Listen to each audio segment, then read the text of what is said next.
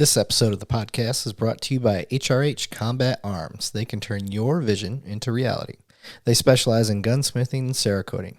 Your Cerakote specialist is Air Force veteran and retired police sergeant Paul Ware, a.k.a. the Sarge. He can Cerakote your firearms, auto parts, tools, even your sports equipment. And then your master gunsmith is Marine veteran Steve Miller. This veteran-owned business is located at 5025 Saunders Suite, 103, Fort Worth, Texas, 76119. You can call them at 682-304-0363. And you can find them online at www.hrhcombatarms.com. That's www.hrhcombatarms.com. This podcast is brought to you by Flock Safety, where technology can unite law enforcement and the communities we serve in the pursuit of a safer, more equitable society. Flock Safety builds devices that capture objective evidence, uses machine learning technology to uncover unbiased leads, and sends real-time alerts that prepare officers to be effective and efficient in the field. Look, guys, I'm a detective, and before they were ever a sponsor of the show, used Flock Safety every day. I used it countless times with the technology to include car thefts, package thefts, and violent incidents. If you're a patrol officer or a detective in dispatch, or even in command staff, you need to check out Flock Safety. These incredibly powerful devices are so much more than your average expensive license plate reader. They're solar powered, they can be installed virtually anywhere. In side-by-side tests, they are 30% more accurate than the old legacy license plate readers. They can capture multiple lanes of traffic, vehicles traveling 100 miles an hour. And the best part, they were built within the principled framework that never sells their data to third parties. And the exact same technology that I use every day is available for neighborhoods, businesses, law enforcement, and citizens of all sizes. Think about that. Members of the community use same tech so we can all work together in public and private partnership. If you want to learn more about Flock Safety, go to flocksafety.com/2cops. That's FLOCKSAFETY.com/2 and the word cops, COPS. Flocksafety.com/2cops.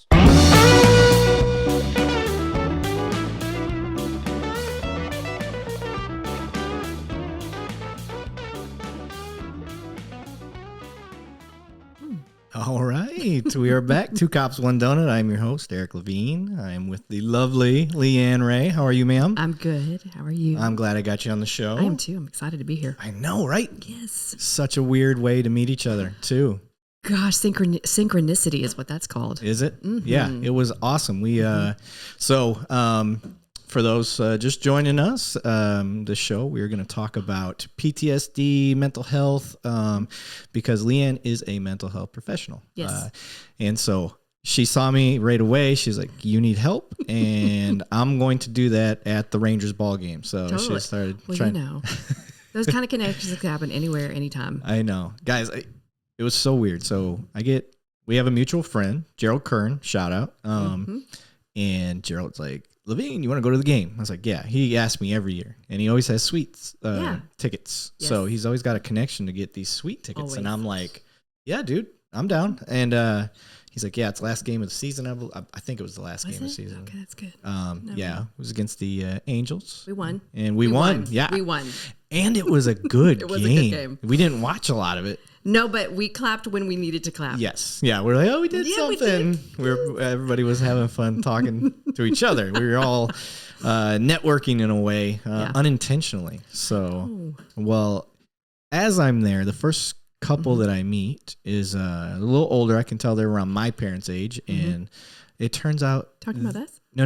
Okay. No. And it was parents of somebody I trained in the police academy. Oh, my word. Yeah. Julian Perez was his parents. So shout out, Julian. And your parents are awesome, by the way. Oh. So find that out. And then sitting right in front of us where the sweet bar, like to keep out the peasants, and where the peasants line had to be. And where we usually are. That's fine. It was more people that I worked with. So Siri is listening to me. Shut your mouth, Siri. I was like, is that my Siri or your Siri? No, that's my Siri. Let me turn my watch right off. I forgot. I don't know how to do that. Well, if mine does it, just tell me how to turn it off. Yeah, she's very intrusive on my show. She's probably interrupted 7 of my shows. If it's not my computer, and then everything's on a dang iPad or iPhone, so. Just, voices and conversations all around us. I know. That's okay. I'm not. That's fine. I know they end up reading my mind and telling me stuff I didn't know I needed to know. And then I'm happy they tell me.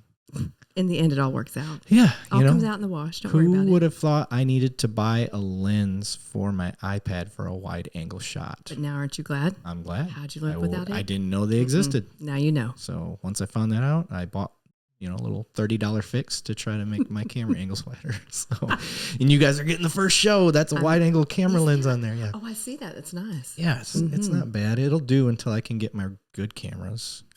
Okay. If my sponsorships step up somewhere. They will. They're coming. I know. I'm excited. This show is actually growing momentum. Yes, it is. Keep having people like you, different yeah, perspectives and views and stuff like that. So anyway, back to the story of how we met. So I see parents of somebody that I worked with. Right. And then I see more buddies that I work with. People you know. People I actually trained in the police academy as well. And then we meet you guys. Right. Yes. And I find, I'm a talker. So immediately I'm like, hey, Merrick, what's going on, guys? And they're like, yeah, we came here through Gerald. And you're like, us too. And we talked for probably an hour. Yes, at least. Mm-hmm. And eventually we got down this rabbit hole where your husband does martial arts. Yes. And I was like, oh, what do you do? I did jiu-jitsu for a long time. I did judo for a little bit. He's like, I do judo. I was like, my dad is actually nationally ranked. He's like, what? Now, I didn't know your husband was so serious into judo. Very serious. So as soon as I said that, and he questioned it, I was like, okay, he plays for real. Because if he knows ranked people, then he's really into the game. And I was like, all right. Freddie Gilbert. That's my dad. Freddie's your dad. Right away. And lo and behold. Yep, lo and behold. Small world. Small world. So we knew each other. We've known your dad for years. Yeah. Yeah. He doesn't, like when he has friends over and stuff, he put me in the closet. He wasn't allowed to come out from underneath the steps. It's like Harry Potter. Well, he just had to pull you out on like special occasions and moments. Right. And then the funny thing is that then I think 2 nights from there, I texted you a picture of Mark Eileen, who's a friend of mine. Yes. And I said, he's a retired cop. He knows your dad. Yes. So your dad is like Kevin Bacon. He is. 6 separations. Whichever. You're the mental health. Tell me what happened there. It's Freudian slips. Whatever. Okay. It's fine. Thank you. Listen, we can regulate anything. We'll talk about regulation later. Okay. However, your dad is the Kevin Bacon. Yeah. Everyone's connected to him. Yeah. It just 6 people down at most, and Freddie G. So I just posted, his wife took a picture of him down by, I want to say it's either like on a lake shore or something like that. They like to fish a lot. Well, the fall, the leaves are changing. The minute I saw it, I thought like Aaron Tippin country music album cover. Yes. Like 90s cover. Like that's what it looked like. That's how the picture angle, everything. Gerald would be really proud of you right now. Well, that's good. I know, right? Yeah, because he takes pictures like that. Yeah, I feel bad. He's like, hey, you want me to come with Leanne? I was like, man, I would love you to, but you see this. He would be cramped in the corner. We'd just stuff him there. Yeah. Yeah, and I would feel bad. So we'll do a different conversation another night. Yeah. So I told him, I was like, yeah, sorry, man. I even told her, like, her husband's going to be kind of just chilling. Could you imagine Tim? 6'5"? Yeah. Could have just Yeah. I was like, it's going to be, like, if my wife wasn't having the school issues she's having, she entertains everybody's, like, their kids or whoever they bring, because not everybody can just come by themselves. So no, but that's why you have to check in. Yes. And that's actually relational neuroscience. You have to check in with other people's nervous systems and say, where are you today? What do you have the capacity for? Oh, does that go in with emotional intelligence? Yes, it does. Awesome, cool, because we'll talk about that. It's one of my favorite things as a cop. Right. That was a really good conversation between us because I got a very clear sense. Yes. Right. Of kind of where her nervous system was, where you were. And was able to like adjust. Yep. I get it. There okay. Yep. So, we knew each other. Yes. And we knew each other through my dad unknowingly, and that even opened up the conversation even more. So, the friendship took off, and now we're going to be doing date nights together with our significant other. So much fun. Right? We're going to have so many more fun stories to share. Right. And your husband and I are going to talk about martial arts all night. We're going to do karate in the garage. Oh God. You ever watch Step Brothers? I'm gonna. Yeah, I know. So I was thinking. I'm gonna bring the first aid kit. Wait. Okay, your wife's a nurse, and she's a nurse in training. Nursing school right now. Yes. So. And I'll try to clear your trauma whenever you there we go. There we go. That'll So work. together, we're all going to be fine. Yeah, mentally, physically, Emotionally would be great. Good to go. All right, let's jump into it. I want, for those listening, we're 10 minutes in, so I want people to know kind of where the path is going to go. Yes, take us there. For anybody new to the show, we like to get to know you. Yes. So we want to know how you got to where you got. So you were, a little girl in Savannah, Georgia. Were you, a skater girl from Cali? What was it? Okay, so I get that. So I grew up here in Fort Worth, and my history comes from my own personal, how would I say that? Come from a history of what I would call attachment trauma. Okay. So we'll just kind of lead off with that, because when we talked about PTSD, and this kind of lays the groundwork for that, is that PTSD, post-traumatic stress disorder, right, cannot be held like in an isolated place. PTSD and kind of like the journey of that has a lot to do with our then and there.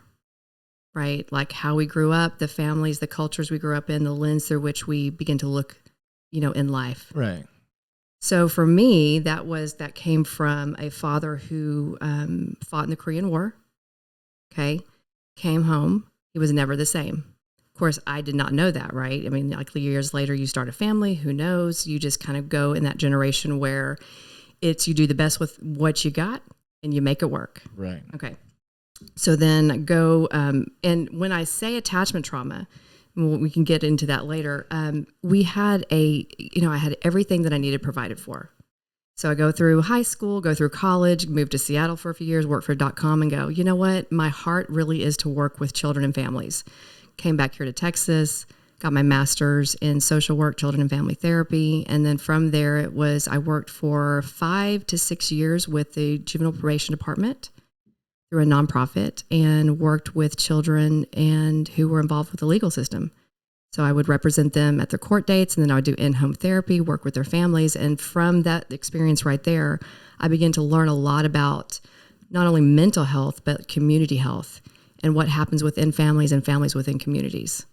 Okay. So back, I am no mental health expert by any means, but we do cover a lot of theories and whatnot. Like when I was going through my schooling in the academy and in college. Yeah. I don't like sporting the look at me, I got a degree. I'm not that guy. Because for police work, it doesn't, right. I'm not helping buy you in that I'm a good cop if I have a degree or not. Correct. And if you think that makes a good cop, well, we have some more talking to do. We have some more conversations to have. But when it comes to mental health, I want to see like 80 degrees across the wall when I walk in. Correct. I need that. You need the reassurance. Reassurance, yeah. You need to feel safe. Yes. Exactly. So back when you got into it, right. What are we talking, mid-90s? So let's see, graduated in 97 from A&M, and then went and probably started my social work career. Well, I was 25. I'm 46 now. So I started in social work around 25, 26. Okay. So for a long time. The running theories back then on how to address juvenile issues and whatnot, I would imagine have changed significantly. Very much since then. Yes. I am having trouble talking today. It's okay. It's Friday. My brain synapses are. It's fine. I need some Alpha Brain, Joe Rogan's Alpha Brain.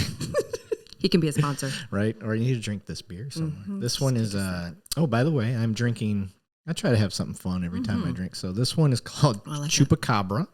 So that got me in there. That's by 903. And it is a aged oak stout, aged on coconut, marshmallow, hazelnut, and white chocolate. Well, that sounds very fancy. I know. Too. And it is a 12.8 ABV. So it is a strong pint. It's a stout little drink there. I see what you did there. See there? That's I know. That's a good pun. Connection. We're going to get along just fine. Oh, yeah, we are. I am nothing but bad dad jokes. So, and I got you some of the finest captain in the land. I like it, but my favorite part is it says VIP. That's right.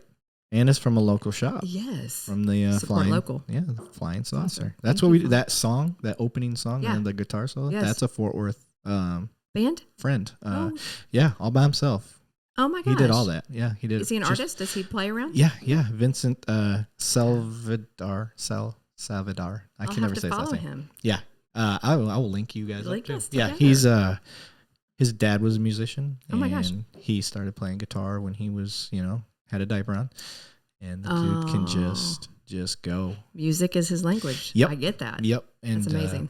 Yeah, he's one of those guys that just, if you could see colors around a person, he's always got glow. He's a good dude. So, and when I asked him, he was so humbled. He's like, "Oh my God, you really want me to play a song for your show?" I was like, "Why wouldn't I want you to play a song for?" Exactly. Hello. Yeah. So now I just found this out. An officer that I work with, his son does beats. On soundboards and stuff like that. Totally. So he hopefully is going to play my outro music, because that one that I play at the end now is just a generic. I just ripped it from Adobe and created it, and now you get something that's more custom. Yes, something that and from somebody through relationship. Yes, and I think that makes it more significant. It makes it more resonant. Yes. So, but what I was getting into, we'll flip it back, is the old techniques back then. What were we doing? What were we doing wrong? Because this show is about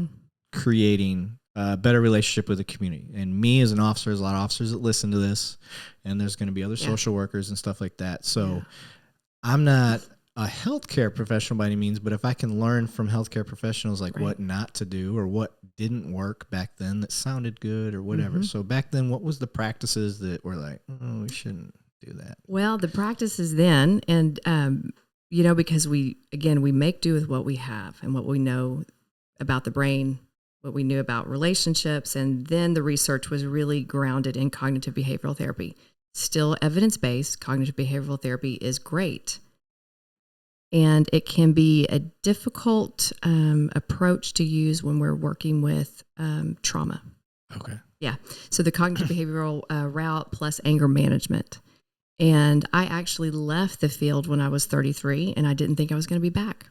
Really? I did. Yeah. Were you frustrated, or was it? So it was interesting. So I had we started our family later in life, and I said, I think I'm going to take a break, have my first baby. And I thought, I don't know if I want to come back to this. And it wasn't because of the people in the field, because the people were amazing. And it was one moment though that I had with a young man, and we had gone over the anger management classes, and he knew, we had gone over the scenarios, we had role played it, all of these techniques that we did use.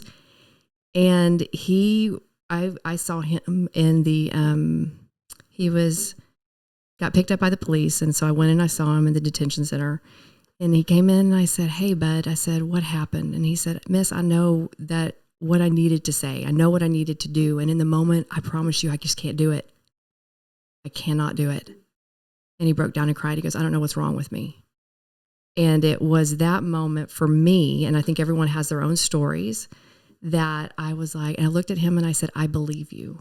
Yeah. I said, "I do. I believe you." Yeah. And so then I was just like, I think I need a break. And, and that's the thing is that, and this is kind of just an issue that we all face kind of in that field, is that there really isn't time for breaks. And so you end up getting very tired sometimes. Yeah. And so I just remember hearing his voice. I still can hear it to this day, obviously, right? Because it stuck with me. Mm-hmm. And I needed to hear his voice. I needed to see the image in my head, and that image wouldn't come to significance until probably 6 years later. Really? Yeah. And I heard somebody sent me a lecture by Dr. Dan Siegel, and they said, "I want you to hear this." And he was amazing. And he began to talk about trauma.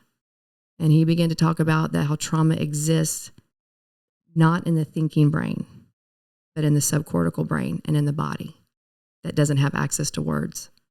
Okay. And logic. And I thought, okay. Are we talking like lizard brain stuff? A little bit, yeah. A little bit of that emotional brain. And the subconscious brain is the part of our brain and the right brain that holds trauma. It doesn't actually have access. It doesn't have access to words. It has access to images, felt senses, memories from all of our history, and that the subconscious brain is actually in charge of 80% of how we consciously behave. Really? Yes. Okay. Right. So the subconscious brain, And later we would find out that the body is what informs a lot of how we end up behaving and thinking. Okay. So Right. again, I dabble in useless knowledge. Keep dabbling. That's what I get into. Great. So, I think I heard somewhere that your gut health. Yes.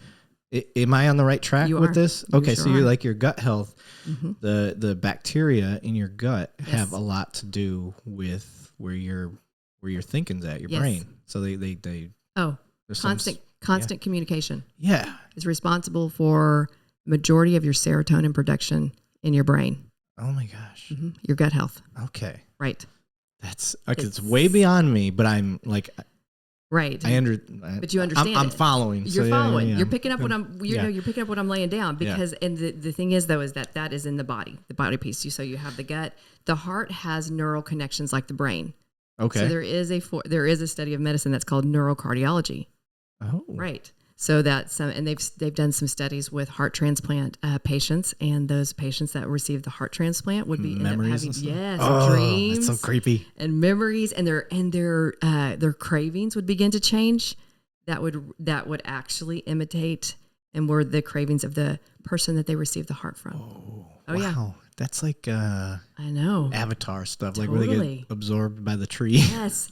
Yes. Yeah, you know what I mean? I mean, that's what I think of. That's exactly it. And Yeah. so science began to kind of like, especially neuroscience and relational neuroscience, began to really listen and go, what is this brain body connection? Yeah. And that's when we began to say, okay, so yes, it is about our thoughts. So that's why, again, every tool is necessary. So cognitive behavioral therapy, restructuring your thoughts absolutely is valuable and valid. Right. And we know that if there's a history of trauma, that we have to kind of approach it in different ways. Okay. So with the cognitive behavioral therapy, because that was the last thing that I like fully bought into when I was in school. Yes. And we kind of had a discussion about that. But before I discuss that, can you kind of explain in layman's terms what cognitive behavioral therapy is? Cognitive behavior therapy is going to be using the structure of your thoughts to begin to help change your behavior and your attitude. So it would be like reframing is a great way of looking at it. And so instead of saying, I'm really missing out on this opportunity, cognitive behavioral therapy might come out and come with that and say, hey, let's restructure that. Maybe it's, I'm not able to participate in that opportunity for now. Okay. So it leaves the window open and not shut it open. Right. And so, it's very valuable because just reframing or restructuring the language makes it more flexible, leaves the window open. Yeah. And so we're not as like, oh my gosh, I've missed out. Because the moment we think we've missed out, our attitude's going to change, our behavior is going to change. Right. Right. We're going to get a little bit more graspy. We're going to get, especially if it's a child, if I've missed out, the meltdown happens. Right. But if we say, you'll be able to participate in that, not today, but let's talk about it for another day. Right. So you're leaving the window open. Okay. So that's one example. But cognitive behavioral therapy also is beginning to work with the structure of your language that you speak to yourself and that you speak with others. Okay. Yeah. Yeah. So with that's a great explanation. That's how I understand it. Yes. So good. I'm glad it matches. Yes. So it just reaffirms that I'm on the right track. Look at me. Get a gold star. Yes. With what I was understanding with the cognitive behavioral therapy is one of the most important aspects in my line of work is we can try to rehabilitate these kids that are troubled in the juvenile system and all that stuff all we want, but the therapy can't be an hour out of a 24-hour day or a 2-hour day, whatever it is that they're getting this help, and then they're surrounded by another 23 to 22 hours of deprogramming. Right. And I don't like calling it programming, but you're rewiring the brain to think differently. Right. And then they go back into an atmosphere or a family unit that doesn't think the same way as what they're trying, the shifts they're trying to make. Right. Yes. And a lot of times in my experience, it's fix him. Yes. Like, right. Help him, fix him. You fucked him up. not intentionally. I'm not going to sit there and say that you messed him up intentionally, but if you didn't have a good example, you're being the only example you had, which probably wasn't good either. And then you have this long line. So with the therapy, I think the parents need to be Absolutely. parents, if they're both in the picture or one's in the picture, Right. we need to train people how to parent differently. Right. And I hate thinking, because I know if you try to tell me that I'm not parenting right, like, that would throw me overboard. I'd be like, I'll raise my kids how I want to raise them. That's right. Don't tell me what to do. Right. And so that's where the battle starts to come in. And I'm like, oh my God, you don't know what you don't know. That's right. And it's a cliche saying in some aspects, but when you start the brain, when the light bulb finally goes off. So I try to challenge people. I'm like, listen, what you're doing now isn't working because we're here. Yeah. Let's try something new. I need you to be fully on board. Right. You're going to hear things you don't like. Yeah. But you're going to hear things you do like. So, with the therapy, that specific one, I think if you can get the funding from the state to really put the money into the healthcare professional, because the problem's going to be is you're going to go do private practice, right? Because you went to a good school and you got good grades, and why would you work for the state? Right. Or you work for the state, then you get beat down. Right. Yes. You know what I mean? Yeah. So there's an aspect of, and this is where you and I can relate. I'm dealing with people at their worst all the time. It's a mental beat down on me. You're dealing with everybody when they're in a mental health crisis themselves. Right. So it wears you down. Like you said, you had to step away. I did. So us as the people in the profession understand, like, if you chase away the good ones, now you're getting the ones that just barely passed and are just looking to get a job anywhere. Yeah, they're tired. Yeah. They're tired, and sometimes they don't even know what to do. And that's even for, like you were talking about some of the parenting. So it's interesting. So when I did come back into therapy, the first thing that I engaged with was play therapy for kids. Oh. Because I began to understand that play is the language of childhood and adolescence. Yeah, that's how I train my dogs. That's right. Yeah. Play. I mean, I don't want to compare a child to a dog, but it's the same concept. It's exactly it. Yeah. And play actually speaks to our language as well, because we're playful in communication, right? So it gets us into this part of the nervous system that is basically the part of our nervous system. It's called ventral, that allows us to socially engage. Okay. So the play therapy piece of it, I began to learn, and I began to take an assessment of the child, but then I would bring the parents in. And I asked the parents, I said, how are you played with? Yeah. And they would look at me and they'd be like, what do you mean by that? I said, how are you played with? Did your parents play with you? They're like, no, they didn't have time for that. Right. And it was interesting because as we began to unpack this, I would look at the parents and say, tell me about your childhood. And all that took was opening up a conversation and a story. And oftentimes when you open up a conversation and a story, the connections and the relationships will begin to emerge, and they will begin to make some connections for themselves. Oh, God, witchcraft. Right. It's a little, it's a little bit, it's a little mysterious, right? A little hocus pocus, but whatever we have to do. Yeah. People get it's like being around a lawyer sometimes. Right. People, or being around a cop, people start reserving what they say. That's correct. You know what I mean? Yeah, they get just a little guarded. And then when, like, for me, I'm like, I'm going to see if I can make Can I get you to say it? I want to make her uncomfortable. If I can make her uncomfortable, I know I'm doing all right. Right. So yeah, I see what you're saying though. But getting the conversation started, and then the play. That's brilliant. Right. That's a real smart technique. I like that. It was a good one. And police do that to an extent where we'll go. You're riding down the street on patrol. There's no calls out there. Some kids playing basketball. Hey, let's see if we can get in. Then you start talking to them while you're playing. Hey, what are you into? What do you like to do? And now we've just made a positive contact and hopefully a lasting positive impact with the kids. That's right, because you're giving them what we call cues of safety and connection. Yeah. Because a lot of the communities that we go into have the higher crime rates and poverty. Yes. They have a lot of cues of danger. Mm-hmm. And so they end up having a nervous system that is hypervigilant because they are looking for danger. Mm-hmm. Right. And so in that hypervigilant state, in that looking for danger, what ends up happening though, is in that hypervigilant state looking for danger, we are using more of the back part of our brain, which is fight, flight, freeze. Okay. And we don't have enough energy coming to the front part of the brain, which is our frontal lobe, which is our personality, our logic, and higher level reasoning. Okay. Literally the blood flow is different. Really? Yes. So it's measurable. It is measurable. Okay. In fact, we've done studies where, and this is very fascinating. So we've done studies in MRIs where group A are shown pictures of images that evoke an emotion. Okay. Okay. So is group B. Now the difference is they told group A, when you see the image, name the emotion that you're having.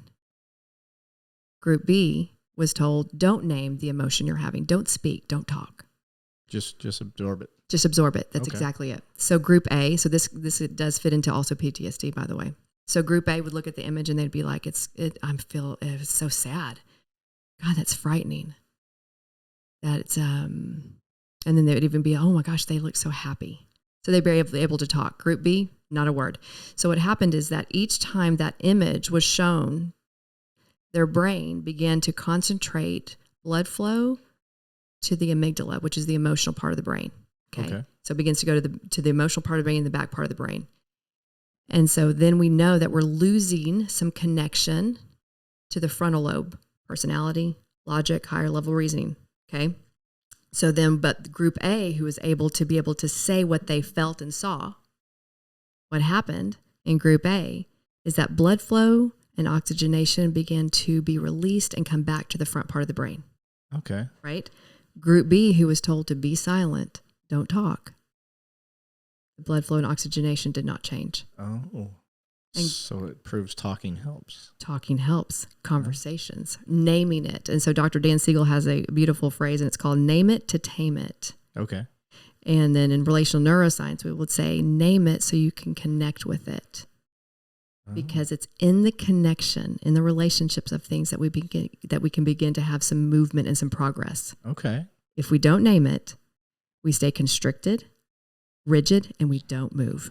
So they work hand in hand. The Right. cognitive behavioral therapy and yes. PTSD therapy. Yes. Kind of work hand in hand. Absolutely. Okay. Yeah, I'm a big believer. I'm an eclectic kind of person. Yeah. I'm like, look, let's just take what we know of all the highlights of all these great theories, interpersonal neurobiology, relational neuroscience, polyvagal theory, cognitive behavioral therapy, and let's find a way for them all to kind of work together because they need to, because it's a relationship among parts and things. So you're like the Bruce Lee theory of flow mental like, health. Flow like water. Yes. I mean, really, that's what he did. It's you're exactly, not specializing in one thing. No. And he very much believed in if the moment your body resists something, that's where the constriction, that's where the conflict will happen. But if your body can kind of move with it, you flow with it and it begins to and it has movement. Yes. And you're not stuck. That's right. I know. Bruce Lee. I'm such a nerd. I love this stuff. That's so amazing. Okay. Mm-hmm. All right. So, but that's the power of images. And that's the power of like images and seeing something. So if you can imagine that that's an image, now take that into real life and imagine a child seeing an act of violence. Right. Right. Imagine, just seeing the fear of violence, how it registers in a child's brain. Mm-hmm. Another part of the experience that I had that I'm so thankful for, is the understanding of how our life experiences really do affect our inner world. And I believe our inner world is kind of what begins to then inform the thoughts we think and our attitudes and our behaviors. So, for example, I'd have some parents that come in, they were like, yes, we have domestic violence. They would acknowledge that between us, but we've never touched the kids. And what we could say is that, yes, I'm thankful that you haven't done that. Yeah. But what I want you to know is this, is that child's brain has changed as if he or she has been on the receiving end of the physical violence. Right. Yeah. Yeah. So it was basically what I see, I take in, mm-hmm. and it's as if I've experienced what I see. That makes sense. Yes, it does. That's why it's like people will say, well, I know you saw it, but you didn't, you weren't involved in it. Right. Okay, but hang on. Yeah. What I see, I take in, and my brain will begin to compute and store it as if it has happened to me. Okay. Right. Another example. Yes. With dogs. Yes. Okay. This is so funny. Bring it. It's all relational. I watched a few videos. I think they're on TikTok where mm-hmm. they have a stuffed doll. Maybe it's a stuffed dog doll, like type right. looking thing. And they'll have the bowl and they pour it out for the dog to eat. And the dog's standing there and he's watching. And then they they let the dog go over to the bowl, and just as he puts his nose, they're like, and they hit the dog, and then, and then the dog looks at the bowl, and he's like, yeah, no, nope. He just pushes it to the side. You know, it was a funny video, but that's what it reminds me of. Yes, it does. Because here's the thing: if I see it, then I know it's possible for me. Yeah. And because our neural pathways in our brain, mental rehearsal is very powerful. Mental rehearsal alone can actually establish a experiential pathway in the brain. Right. And I can relate that to jiu-jitsu and judo and all that stuff, because when you start learning moves that really, when they finally click, when everything's like, you can do it, you can do that same move from every position, however it is, in your head, you have already practiced it 1,000 other times that you never did on the mats, and more. So that's why I'm a big fan of pushing doing mandatory martial arts for cops for at least their first 2 years. Right. And specifically grappling. Judo's nice. I like judo. Right. So it's a good alternative. Right. I prefer jiu-jitsu personally. Correct. Well, for your experience and for what you know that they're going to need. Yes. Absolutely. Yes. And that power of mental rehearsal. So we've learned that even with like PTSD, right? Or let's even talk about toxic stress, because that's also becoming a very, and I'm thankful for that, is that they're understanding that. So yes, you can have PTSD, you can have shock trauma, which means you went through an experience and that experience registered. So I define trauma as anything that was too overwhelming for your nervous system, bottom line. Okay. That means trauma can be different for different people. That's like when you hear a 10-year-old girl say, this is the worst day of my life. And it was, that's right. You know, it's because she got her phone taken away. Right. Because for her, that was the worst thing that's ever happened to her. The worst thing that's ever happened to her. I will also say too, that actually adolescents do experience things more intensely than adults. The amygdala in their brain is twice as big in their brain as it is in ours. That's why I'm still afraid of spiders. Well, that explains it. Mm-hmm. I had two traumatic experiences as a child. I can tell you both. It's okay. Vividly. Right. How old were you? 5 and then 7. So you imprinted those. Oh yeah. Yeah. That's why all spiders can die. You need to talk about that, Tim. Tim does not like spiders either. I don't like them. No. Yeah. So the first one I kill the spiders in our house. I have a cat. Yes. Now I learned that the dogs love to kill everything that moves. So hey, get it. Get it. Yeah. Go. If it's up high, they're going to get the cat. Get it. So it just depends. But I had a black widow on my arm. And oh my God. Yeah. And my uncle told me, don't move or you'll die. I played with spiders all the time up until that point. Spiders were your friend until she came along. He got it off my arm for me. But do you hear the phrase he said is don't move or you're going to die. Mm-hmm. Yeah. Mm. Oh, I know what triggered it. Yes. And that's why I'm just like, he did get his point across. I mean, however, the thing is that so what we know is that intensity reinforces the brain. Okay. So the reason why we want to understand that principle is that intensity is often brought by negative. Right? Because we remember the sting of that. Right. So the intensity reinforces that in our brain. And what we want to begin to do is bring these connections. You were talking about like when cops stop and to take the time to play with kids. Right. We want that kind of intensity. We need those people to understand that when they do that, if they can understand the power of that, then the resonance in their relational contact with the child they're having is actually more impactful. That's a good perspective. Right. So understanding that you're not, even if you feel like you're being, I don't know what the word would be. Right. If you're doing it just for yourself. That's right. Or just playful. Or you're like, hey, this is no big deal, quote unquote. Right. It's a big deal. It is a big deal, but it's only a big deal if you tell your brain it's a big deal. Yeah. And then you'll be better at it. You'll be better at it. And here's the thing. Exactly. And that when you highlight that, the brain stops and go, this is important. And then that begins to actually go into our field of resonance. Our heart waves can actually be measured up to 12 feet away. What? Mm-hmm. Heart math. Go look that up. Heart math. Heart math. Oh my God. Right. So all of these things that I'm saying when I say resonance, so what I'm meaning is like how my nervous system, so communication, actually what we know through neuroscience is communication happens nervous system to nervous system. Okay. It's not via the brain, by the way. Spidey senses. That's exactly it. Yeah. So when you were young and you had that spider on your hand, there was a rush of adrenaline and cortisol. Oh, for sure. Correct. Your ears heard the distress in your uncle's voice. Yep. Okay. And your amygdala is bigger than his. Aha. So it took that moment, and that basically. So what happened is, Dr. Sayer will say that those moments encapsulate, and they develop scar tissue around it. Yeah. And you will never let those moments go. Dang. Right. And I can tell you that the only way I started to get in a good place in my head with spiders, get in a better, it is intentional exposure. Correct. And then education. I know everything about just about every spider you can think of. So understanding. Yeah.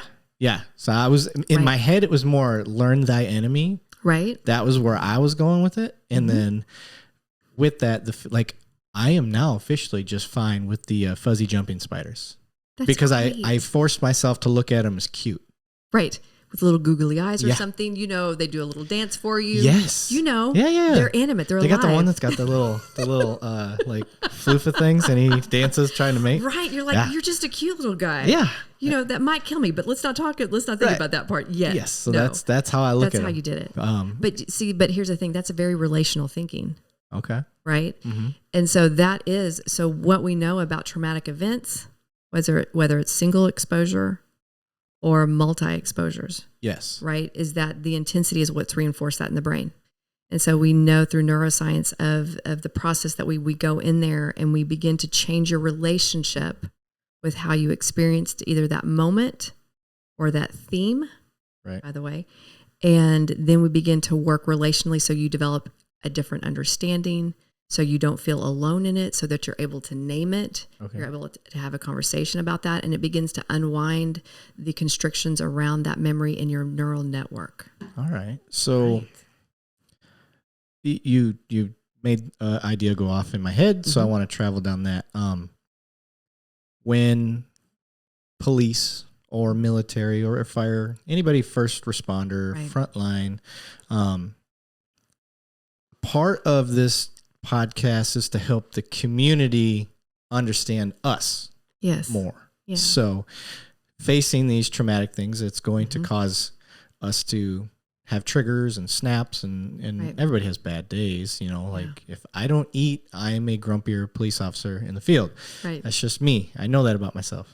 But there are certain things that do get me upset, and I fight very hard to suppress it while I'm working because it ain't fair to you. It's not fair to anybody. But with the community, I think they have a fair understanding that PTSD is out there, that cops probably have it, that military guys probably have it, fire, nurses, right, probably secondary teachers. Trauma, secondary, exactly. So what I want to try to educate the community on first is how do they help us? Right. Because the community needs the police. The police need the community. We can't do the job alone. We need to be together. Yes. So it's easy for me to sit here and say how I can help them.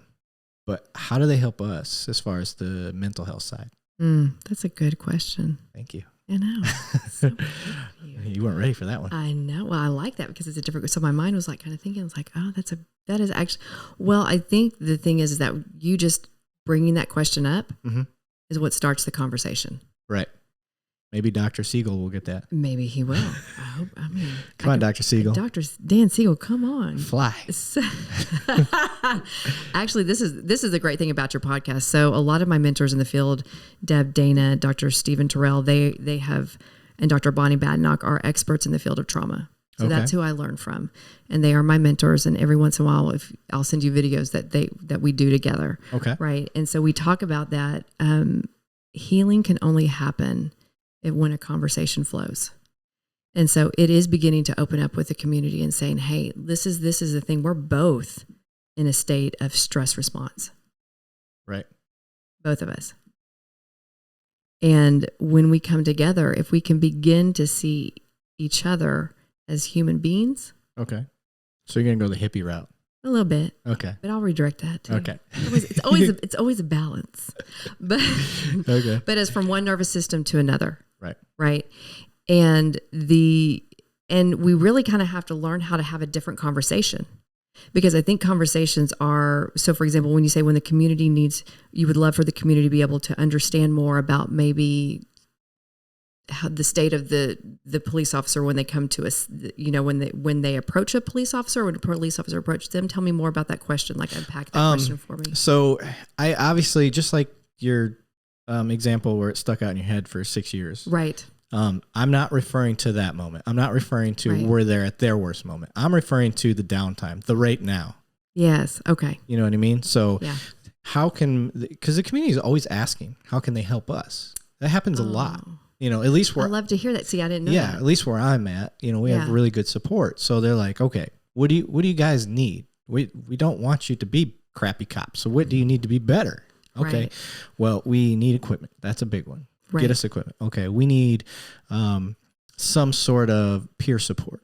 So we have a good peer support program. Billy Mitchell just retired, but Billy Mitchell was one of our peer support guys. Yeah. And I've never needed him personally, but everybody that I've talked to has nothing but good things to say about him. And I can say he reaches out. He was constantly on emails to the point where I'd send Billy a text like, dude, quit emailing. Stop emailing the department. We get it. You want to help. We feel your love already. Yeah. We got it. We're love bombed now. Exactly.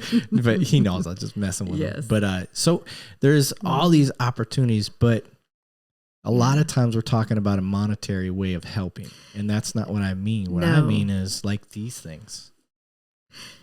Those are called cues of safety and connection. And, this one was sent in from Michael Newman. He makes these coins. Right. Good dude.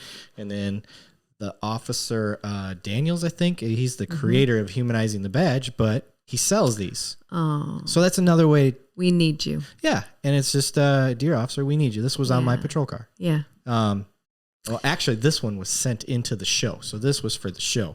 But I have received several of these. So it's just cool. It's just another way to show some sort of support. Yeah, but here's the thing. So these cues of connection are very important for the nervous system.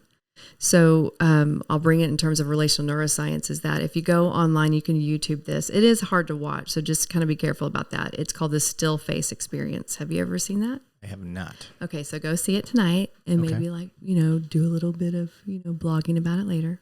Okay. But there is a mom that comes in and she's interacting with her baby and the baby and her have this beautiful connection. Right. Smiling and like peekaboo. You can see the energy in the mom and the baby's reacting and you're like, this is so great. And then the mom is told to come back in the next time. And the mom, as the baby's interacting with the mom, playing peekaboo, the mom is told to show no expression at all. Oh, it already makes me sad. Bingo. That already makes me sad. That's right. Your whole chest collapses like, oh my God, because you know what happens. Yeah. And the baby looks at the mom, looks at her eyes like, do you see me? She's like, bitch, I am not playing. I am not. You better pick. I'm playing peekaboo like right now. I can't talk. This is all I got. All I got are my cute cheeks and my eyes. Right. And then the baby begins to make all these bids for connection is what they call it. Oh. Okay. And then at the end, the baby starts to cry. Aww. Because the baby goes, I'm done. There is no connection here. Yep. And so why that's so important is because the eyes, the facial expressions that we give people is called our social engagement system. Okay. Okay. And that social engagement system is what begins to bring us into connection. Yeah. Yeah. And so I see the importance of that. Yeah. So like these are bids for connection, these cards. Okay. These are cues of connection. Gotcha. Just like the way in which we approach our body language, if you want to call it your body language, but it's can I engage you with a smile? Yeah. Can I look at you in your eyes and say, I see you. Thank you. See, Avatar again. That's right. I see you. Avatar is like, it is a life metaphor. See? Mm-hmm. I like it. It's it's the CGI version. God, what is going on with me today? Freudian Slip Friday. Hello. Yes, it is the CGI version to me of Dances with Wolves. If you've never, think about it. Just did a reframe. Yeah, think about that. Oh my God. Because it's this it is. military guy. That's right. Gets in with the indigenous people. Right. And then he tries to save them. And yes, because they begin to connect. Yeah. Oh. Yeah. Uh-huh. See? Yes, I do. But see, those metaphors, that's actually how the right brain thinks. So my right brain dominated? Your right brain's coming in, and then your left brain comes in service of the right brain in the body. And that is called relational neuroscience. Oh, look at me, all relational neuroscience. Hashtag that one. Yeah, I can't spell it. But. No, but that's the thing. So you asked what the community can do on a daily basis, and it's understanding the power of the cues of connection and safety. Okay. Yes. So I will full out admit at my department, which I cast to go nameless on the show, we'll keep the disconnect there. But it's a great department though. Love them. They know who you are. We are thanked to the point of annoyance. And that's a good thing. Don't stop people. If you're a friend of ours and you want to thank us. But we are thanked to the point of annoyance. Mm-hmm. And it is awesome. It's why we have some of the best officers, why it's one of the best departments in the world. Mm-hmm. And I would tell my department if I thought that was slipping. Right. But they're I think overall, when you look at the big picture, they're killing it. Killing it. So they're feeling appreciated and seen. Yeah. Yeah. I think that those are the two. So feeling appreciated, seen, and heard actually are it's actually what we know brings a nervous system into a state of regulation. Okay. And a regulated person, a regulated cop, is going to be able to access their higher level brain, their logic, and their personality. Bottom line. And is it fair to say with that connection, you're going to get a better product in the streets? 100%. Okay. Yes. So the mental health side of just the small things makes a big difference on performance in the job. It's neurobiologically needed. And I know that's a strong statement, but I will say this. There's a book my mentor and my colleague, Deb Dana, is coming out with, and she calls them ventral anchors. I'll get you a copy. Okay. I'll have her sign it for you. Nice. I know. Things I do for my friends. Right. All of right. But that's the thing, that those small moments of connection are actually neurobiologically needed. Okay.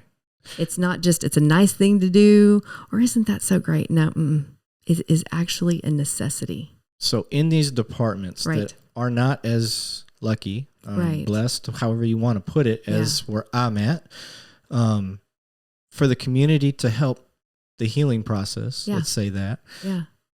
It's what'd you call it? I'm sorry, I can't remember the name. The connection again.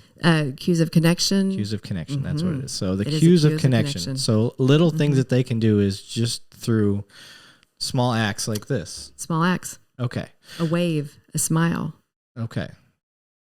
Because I'm trying to, like I said, I'm the community's always asking, like, even in the spots where they can't stand their police. It's like, okay, I can sit here and hate on them and want to defund them or whatever it is, but what can I do to make it better? Like connection. Because saying the stuff, like defunding them is not going to work. Well, and here's the thing: it's at the end of the day, we broad brushstroke things, right? And the thing is that, and our brain is wired for story. We get a dopamine hit even when the story's wrong. Oh. Yes. Okay. So that's why if it bleeds, it leads. Bingo. And the brain is actually wired for survival. So the brain wants to fill in the blank as quick as possible. Okay. Okay. And that can be a challenge, right? So I always say, like in the midst of a situation, I add these words at the very end. This is what I understand of this moment for now. That's part of the emotional intelligence. It is. Leadership stuff. Yeah. Right. Because the for now lets my brain know this can change. This can evolve. Yeah. So then then it begins to help my nervous system not get in that state of hypervigilance, overly sympathetically run, which is going to be your fight flight. So backing it up a little bit is helping people understand that we broad brushstroke things a lot. We make a generalized statement, but if we can get to one person and begin to make a connection, that will open up a larger conversation. Okay. I don't want to, I may be jumping topics and I'm not trying to, I want to transition, but, how can I, as an officer, recognize within myself cues and stuff where I'm messing up? That's a good question, which I happen to have an explanation for. I love it. I know.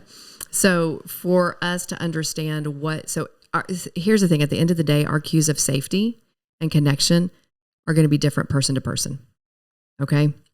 So, for example, for me, I understand when my body is getting into a state of hypervigilance because you were rubbing off on me. Damn it. Hypervigilance. I think we just made up a new term. I think we did. Oh God, I have to soak that in for Your just husband's a second. going to use the shit out of that one. God, you're in hypervigilance mode, aren't you?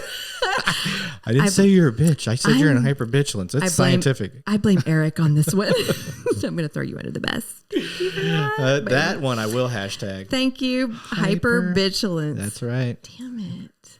Hypervigilance. Whatever. So funny. I don't even know how to spell it. Vigilance. But we can spell it however we want to. Want to. Vigilance. Yes. But it really will be. We have to know our own cues of safety and connection. Okay, kind of like the 5 love languages. Bingo. Yeah. Very similar. Look at me. I'm like super mental genius guy. You are. We're just making some of those connections and just defining them a little bit more. Love it. But it really is, and it's a learning of a nervous system language.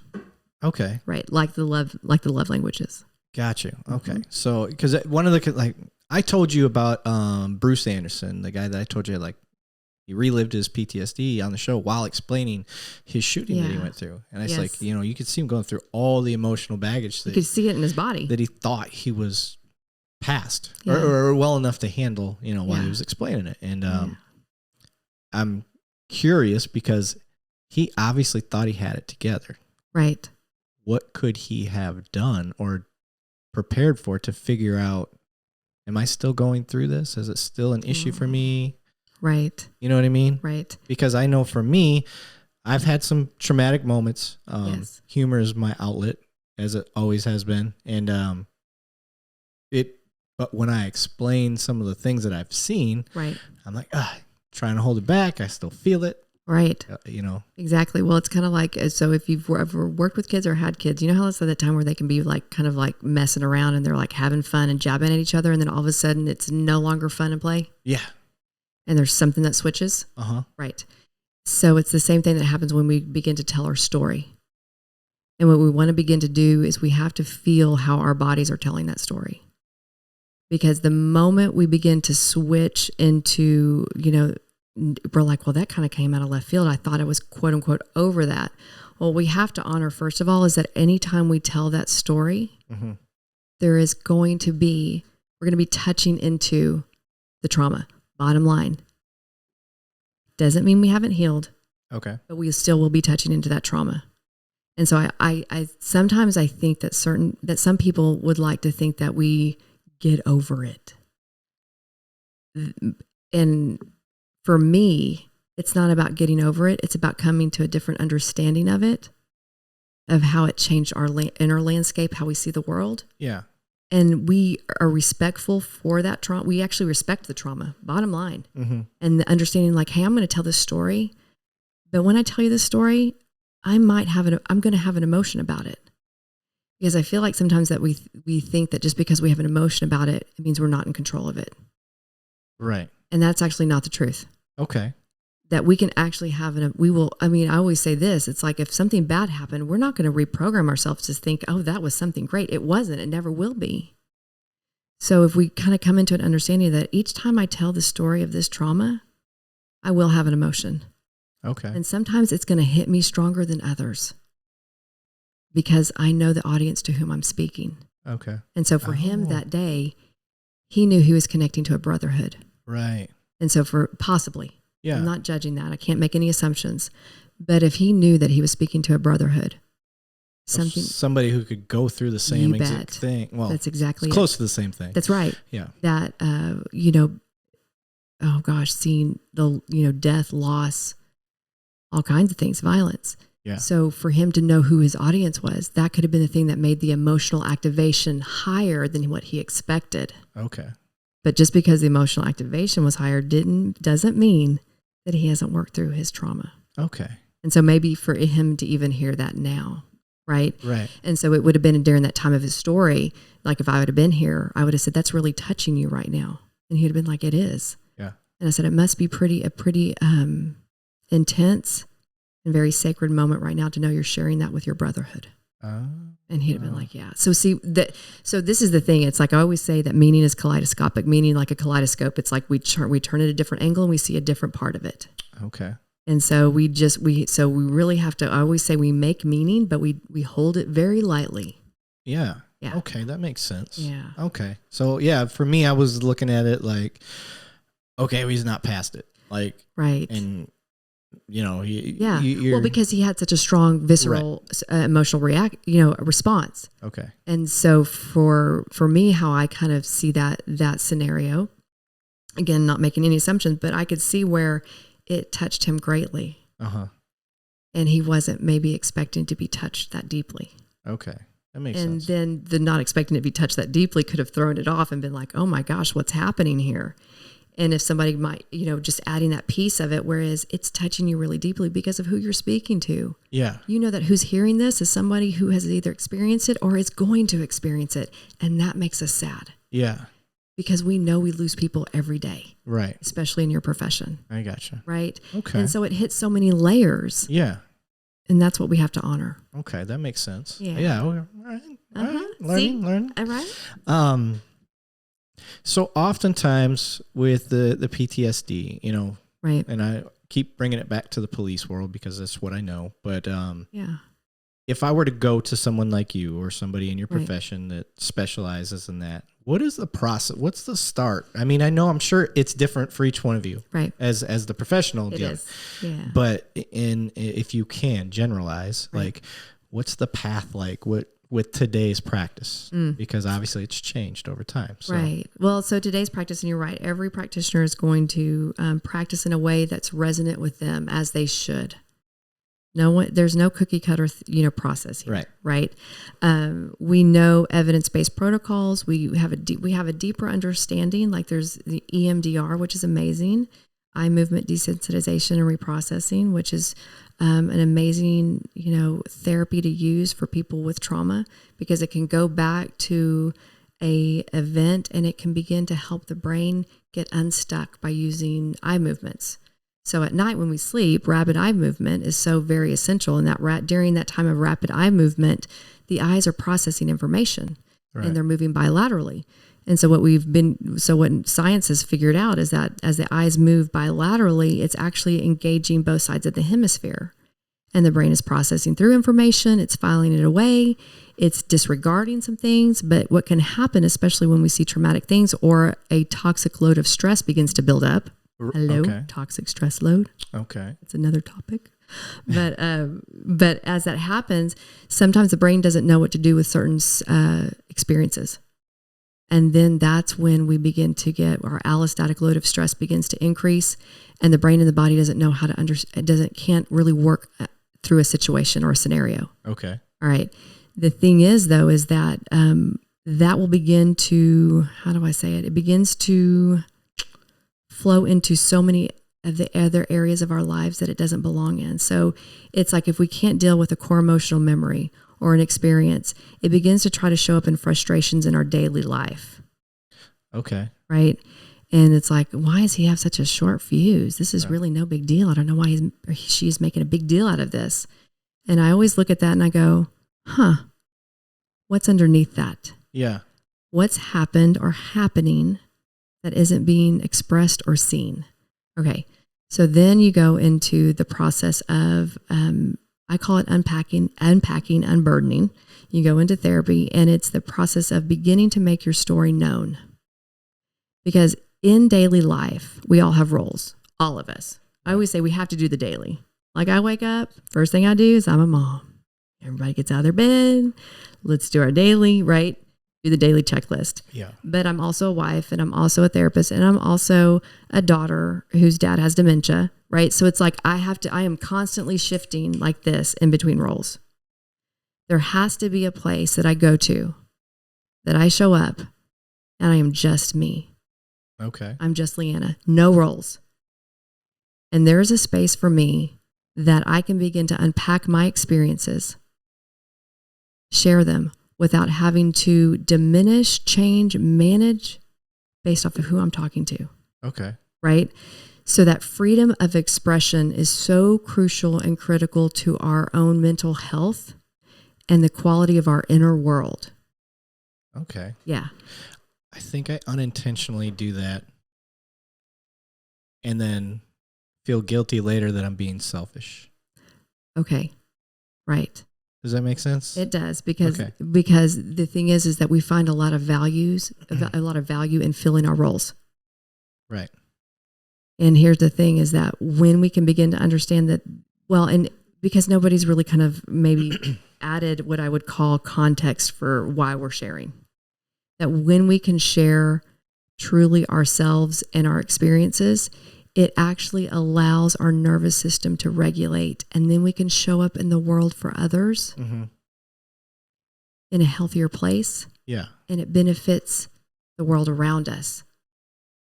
The more we unpack, the more we unload, the more we regulate our own nervous systems, it resonates to everyone else around us. It's a gift. Okay. So this is a reframe, right? Yeah, I'm looking at myself, right, and I'm thinking, okay, now I see a pattern of stuff I've done, where I feel guilty because I know I've neglected my family, but when I look at what I was doing, right, it may have been that just on a subconscious level. Correct. That here I am unpacking, unburdening, unloading, connecting to my experience, so that now when I leave that experience or that connection with that person, I go back into my world and I am a more regulated, resonant, relationally open person. Right. And that benefits everyone else around you. Oh. Correct. So it's not selfish.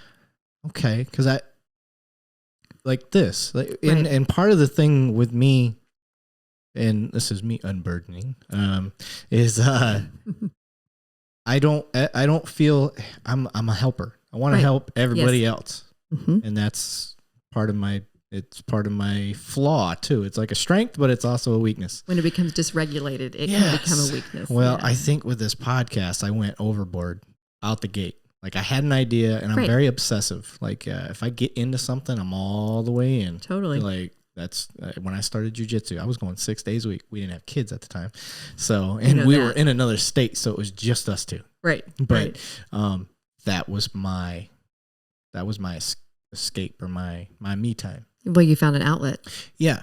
And then but I feel like I'm always going to something. Like when I get burned out or inevitably something like working out. Right. Like I went strong for about 1.5 years.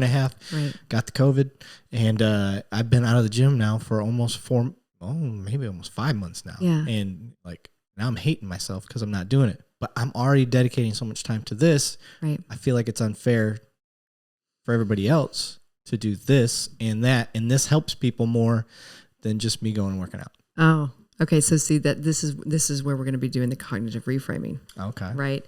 Because the desire to help in helping professions is really high. But if we can begin to look and say me attending to my physical, emotional, mental health here, when I can unpack, unburden, unload, connect into my experience, I begin to decrease my allostatic load of stress, which is a neurobiological experience. Mm-hmm. It opens up my nervous system, and I am more relationally available to the world around me. Because the thing is that what we want to see is ourselves at our most effective. And we can't, it needs a flexibility and we have to build variation into it. Okay. Right.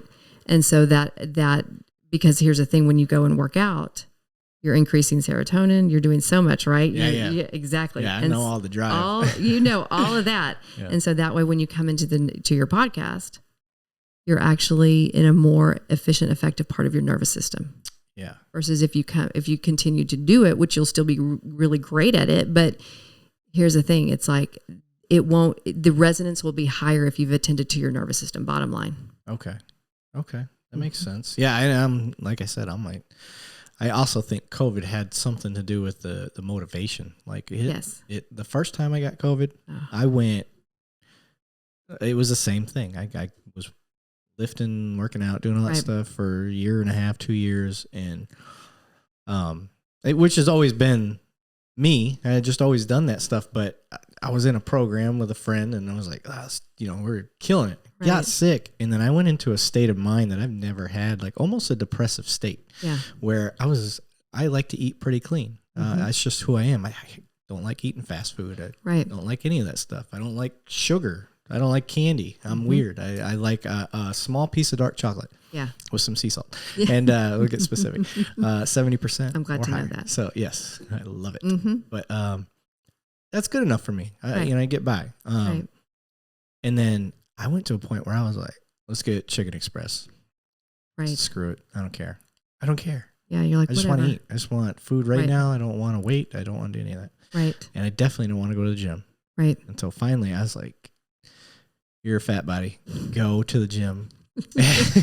And what I was trying to do was honestly like, there's some sort of chemical thing going on in my body that I can't figure out. Right. So go make the change happen. So I was like, I'm just going to keep working out until you feel it. Till I become obsessed. And see, the reason why you were able to do that is because you had a baseline to return to. Oh. Right. Okay. So you had a baseline to return to. Yeah. Your body experienced something that really depleted your physical cellular energy. And it took you, and so that physical cellular energy depletion began to have a mental emotional effect. Right. Okay. And so you were able to pull yourself out of that though, because you had a strong baseline. So there was a return point. Okay. The body understood that this wasn't your normal baseline. And so the body trusted you and said, like, I don't feel it, but I know he knows kind of what he's doing. So let's go with this. All right. Yeah. So that's pretty critical. So we always kind of like look at, we have to honor and recognize that piece. Okay. Yeah. That makes sense. Right. God, I love the connections. I know, like right? that all makes sense, many. right? Amazing. We're enjoying our drinks. Sorry. Mm-hmm. Speaking of, do you have Coke left? Hang on. I do. Look at that. I have a lot. Oh, okay. I was going to say, I can go get you more. It's not a big deal. I've learned now how to clip the footage properly. So, yeah, it doesn't matter now. Before, I was always worried, like, are my cameras still rolling? And now I'm just like, how fast do I have to move? Yeah. I'm like, no, I'll just get up, go check them, and then I'll clip that part out. It's not a big deal. It's a pause. Right. Yeah. And let's be fair. Most people on my audience sounds so bougie. My audience. Your audience, but I like to call them members. My community. Yeah. So they listen. They don't watch most. So, but that doesn't mean don't go subscribe to my YouTube. You need to. Yeah, because if I can get that to 1,000, I will make like $2 a month. What? We need to get you to... Don't let that go to your head, okay? I know. Don't be acting all big and stuff. I know. I'll be going to McDonald's and give me that dollar. I'm buying everybody's dinner tonight. Right? Let's YouTube's coming in. Coming in hot, but I'm just saying. We're almost at 600. That's amazing. For subscribers on YouTube. So that is that's pretty big because I've had several people reach out. Yeah. They're like, I can get your YouTube to 1,000 in a night. And I'm like, so I start, I'm like, it's too good to be you know what I mean? If it's too good to be true. So I start looking up. Well, there's these farms, like whether it's in China or India or wherever it's at, but they basically, you're paying for your subscribers and they're fake. I'm like, I don't do fake. I don't want fake subscribers. I'm trying to learn this whole process of doing this stuff. Right. And now I'm learning that like, some of these people have fake. Now we're learning followers. The shifty sides. Yeah, of things. I'm like, what's the point of that? That's not. There's no point. Yeah, I want people to watch the show because they like it, right? Because it resonates. Yeah, not because you bought them from a farm. Yeah, and I think that this has gotten bigger faster than I thought it ever would. So, 600 people is a lot to me. It is a lot. So it is a lot. It is a lot, and it's impacting lives. Yeah. Yeah, whether it's just 1 or 600. So, yeah. And I've had people reach out, that Bruce Anderson episode specifically, reach out from D.C. Yeah. And the state of Washington. So the way I look at that is I've crossed the nation. Look at that. So interesting. What did they reach out about? What was their feedback? So the one from D.C. said, I think it was either Capitol Police or some police around the D.C. area. And they're like, I took several, he clipped my episode and was like, I took several clips out of that. Because it was like 2.5 hours long. Right. And he showed it in his roll call.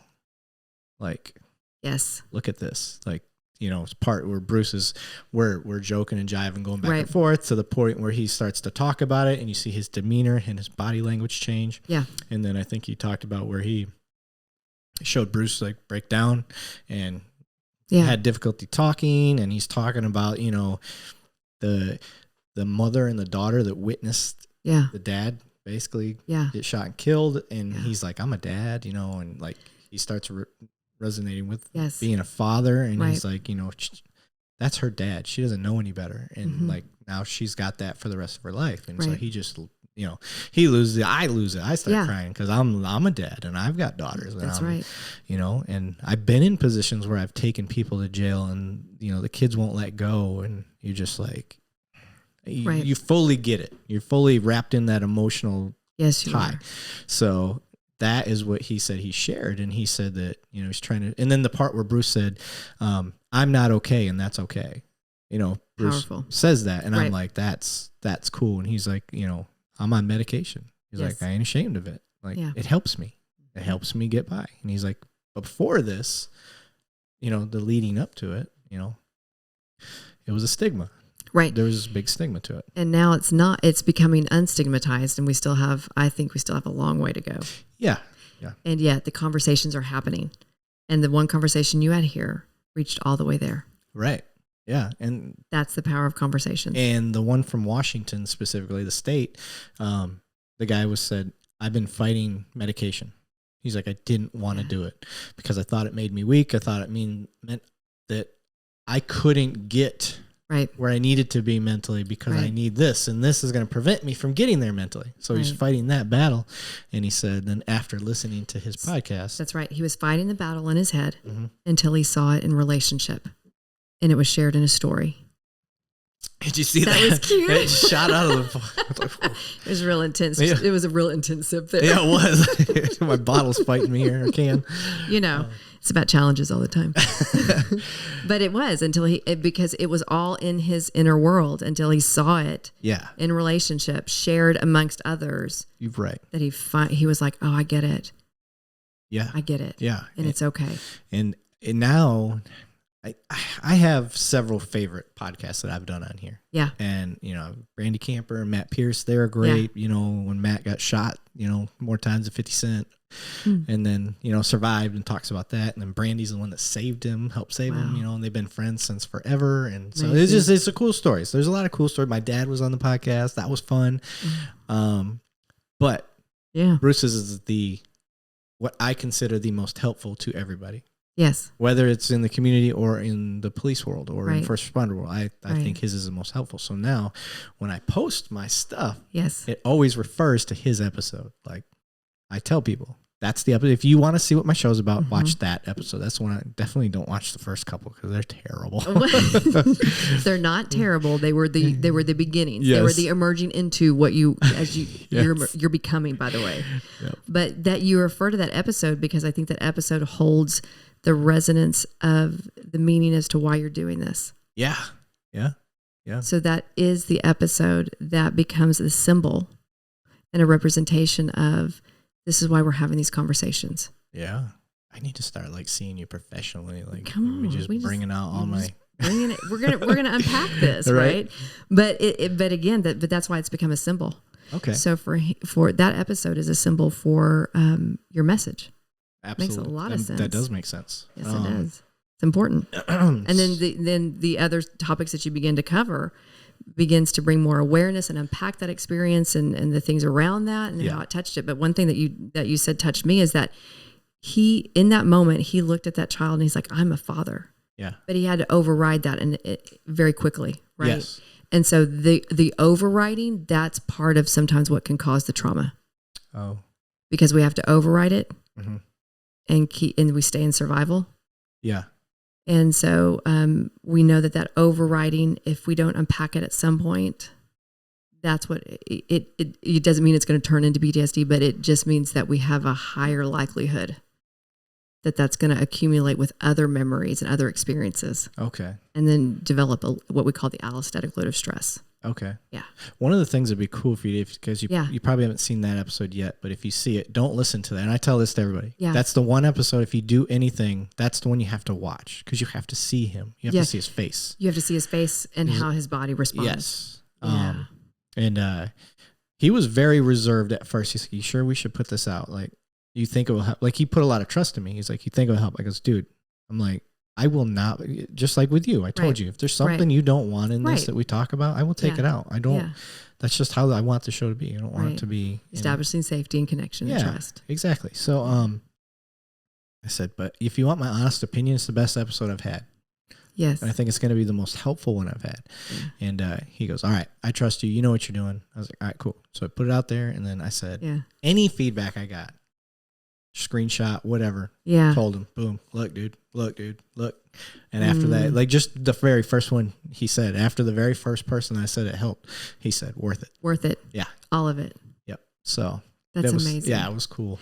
But see, that even that experience right there still continued to help in the healing of that trauma. Oh. Mm-hmm. Okay. Right. So what would be cool for you to do, and we could do an episode and we could do a breakdown. Yeah. Where absolutely. You know what I mean? Yes. Where like we breaking it down. Yeah. And then you could show from your side of it. Right. And help explain, because I think other first responders, or not even first responders, you know, could be the community. They've got their own traumas they've dealt with. Absolutely. And who knows how it will help them to understand it. Yes. And doing the breakdown is like, here we have this like intuitive sense, but then to maybe understand the innate wisdom in what you just did. Yes. And when you can understand that, it's kind of like going back to that analogy and that experience of like the cop stopping to play with kids. Mm-hmm. If he or she can have that in her own nervous system of how important this interaction is, right? The very fact that she has named that as important increases the value of that exchange and that experience. Oh. Bottom line. Dang. I know. Love it. Right. So the breaking down of it is actually really cool, because it just reinforces those things, you know, those, the innate understanding. And then you can take that into a deeper level, and you're like, now I can continue that with more confidence. We can create a segment on my show called Mind Fucked. I am all about that. And then we just break down people's... What was the hashtag I came up with? The hypervigilance. Hypervigilance. Right. Mind Fucked by hypervigilance. I'm your girl. There we go. I'm here. I've arrived. Everybody can settle down now. Oh, that's because funny. Also, by the way, I'll just tell you one thing. Telling somebody to calm down has never helped somebody to calm down. I know. I tell my wife all the time, like, bitch, be cool. Bitch, be cool. She's like... She didn't watch Pulp Fiction, so she didn't get it. Oh, she didn't get it? No. Oh, because I would duck if I were you. Yeah. No, you know her. I'm not saying that. I would never say that to her. Oh, no. I know you wouldn't. No. But yeah, because the thing is that in those moments of hypervigilance. Vigilance, there we go. Yeah. Words and logic cannot connect to that state. Right. We are biologically programmed to not actually listen. All of the energy is going into our bodies, into protecting our internal organs. Mm-hmm. And getting ourselves out of the situation. Really? Yes. So we are not open. So it's like trying to logic with a tantruming toddler. Okay. So you're triggering. Okay. So for police, one of the big, I don't know what to call it. The word of the day is de-escalation. Now, when I first started getting into law enforcement, it was called verbal judo. Oh. You know what I mean? It's basically using your words to, and don't get me wrong. Yes. Most of the time, 99% of the time, that's what we're doing. We're using our words to, whether you're arresting somebody or not, every situation, 99% of the time, your words are what are working and get you through it. Absolutely. But if we're not recognizing they're at that point you're talking about, what do you suggest? So that's a great question, and the words are very important. So it's not discounting the words, right? Okay. But here's what I would ask somebody to reflect on: is are you breathing when you are saying those words? And I know your heart rate's already up, right? Because we're not going to negate that. You're talking the officer, right? Okay, exactly. And then when you say those words, also accompany it with, "I know you're in distress. I know you're upset. I see you're upset. and use your words. Okay. So it's naming what you see because they're not in a state that they can name what they're experiencing. Okay. I see. I've done that for the longest time where right. I see your eye, and this is a little different. Yeah, it's not, no, it's not an okay. emotional distress part, but it's like, they're going to run. Right. You can see it. You're looking to the left because you're looking to run. Right. I'm letting you know I'm already ready for it. So you better be faster than my taser. Or I've already got guys moving over that way. Like, right. there ain't nobody moving that way. Right. I'm bluffing, but they don't know that. They don't. But I'm telling them, I see you. They think that I see you. I see you. I don't see you like Avatar sees you at that time. Not at that time, but you're also narrating. Yes. Right. And when you do that, what typically happens?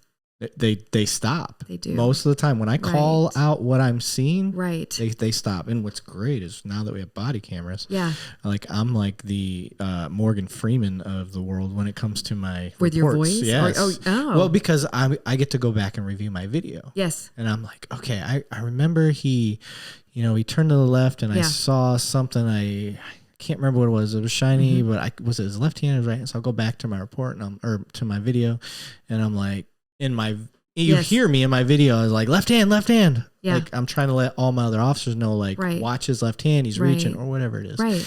And it's a thing that with that piece of equipment that I've learned on my own over time. And now as a detective, it just helps me that much more when I'm doing a detailed report. Yes. So the narrating and calling stuff out, though, back to your point. Exactly. Helps you orient later. Yes. So that's the reflection piece. Ooh. Right? Because we know that our memories when we have adrenaline and cortisol are not always 100% accurate. Yes. Right. And so we need the assistance that when we narrate, when we comment, and then when we can reflect, we have a more accurate picture and context of what's happening. Ah. So all those pieces are incredibly important. Yes. And it's funny you mentioned, like, I had a real stressful, pretty big call yesterday, or was it today Friday? Yes. Yeah, so Thursday. So at the end of my shift, like, I had a stolen vehicle, and it ended up being like a clown car because there's like 6-7 people inside of it. Right. I could only see 2 at the time, 2 or 3. So right.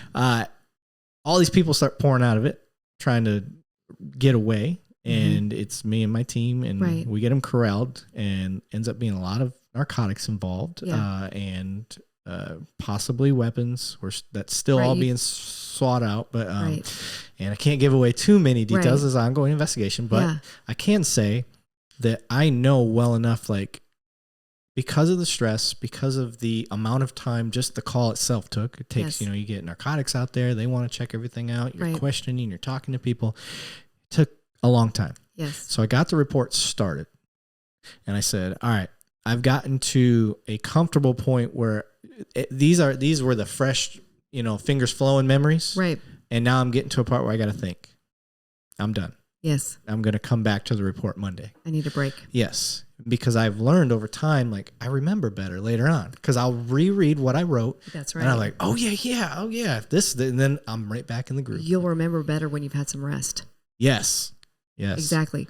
And a beer. In a shower. Yes. And there's so many, you could read a book called The Blue Mind as to why a shower really does help people come up with the best ideas in the shower. What? Is it better than everybody poops? I think it is.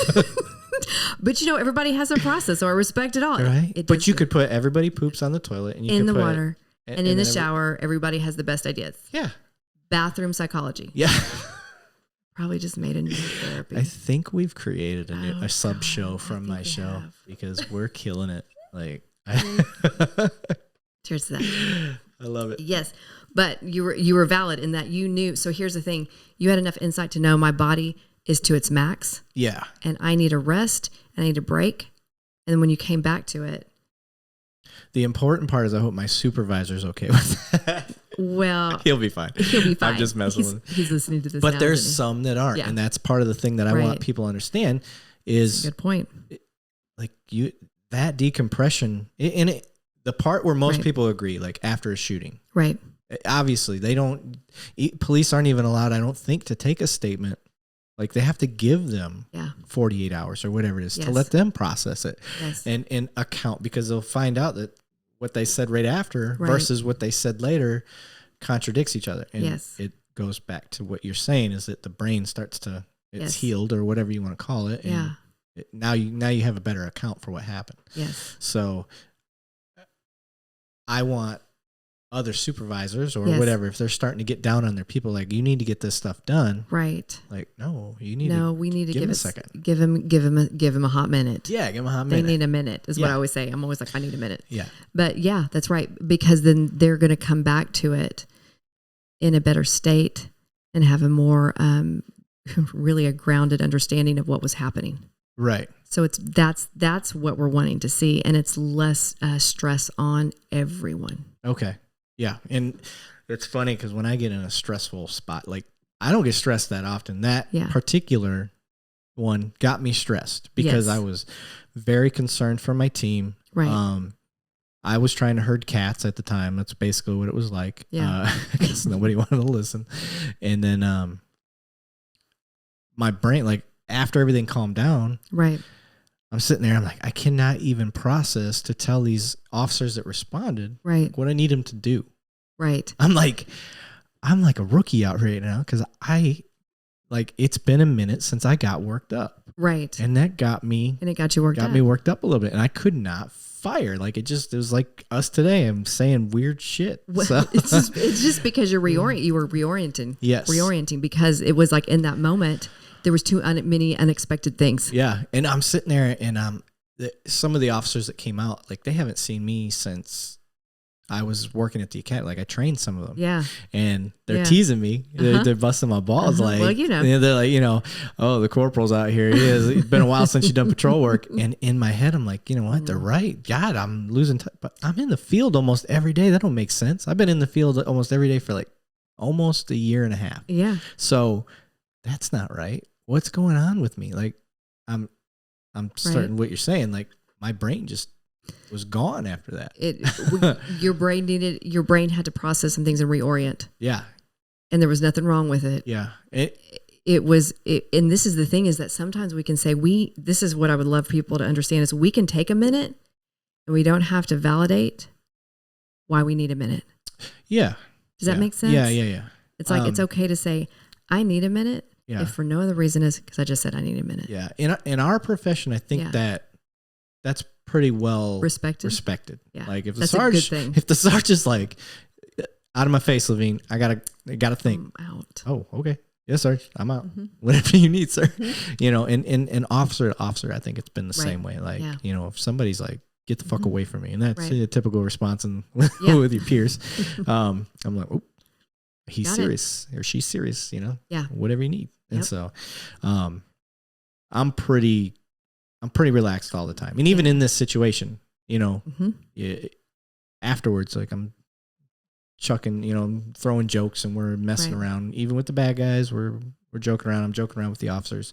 Yeah. But in my head, I'm just like, man, I called my dad afterwards because he's worked that side of town for a numerous amount of years. And I was like, your son almost got his head blown off today. Like, the potential was there. They didn't.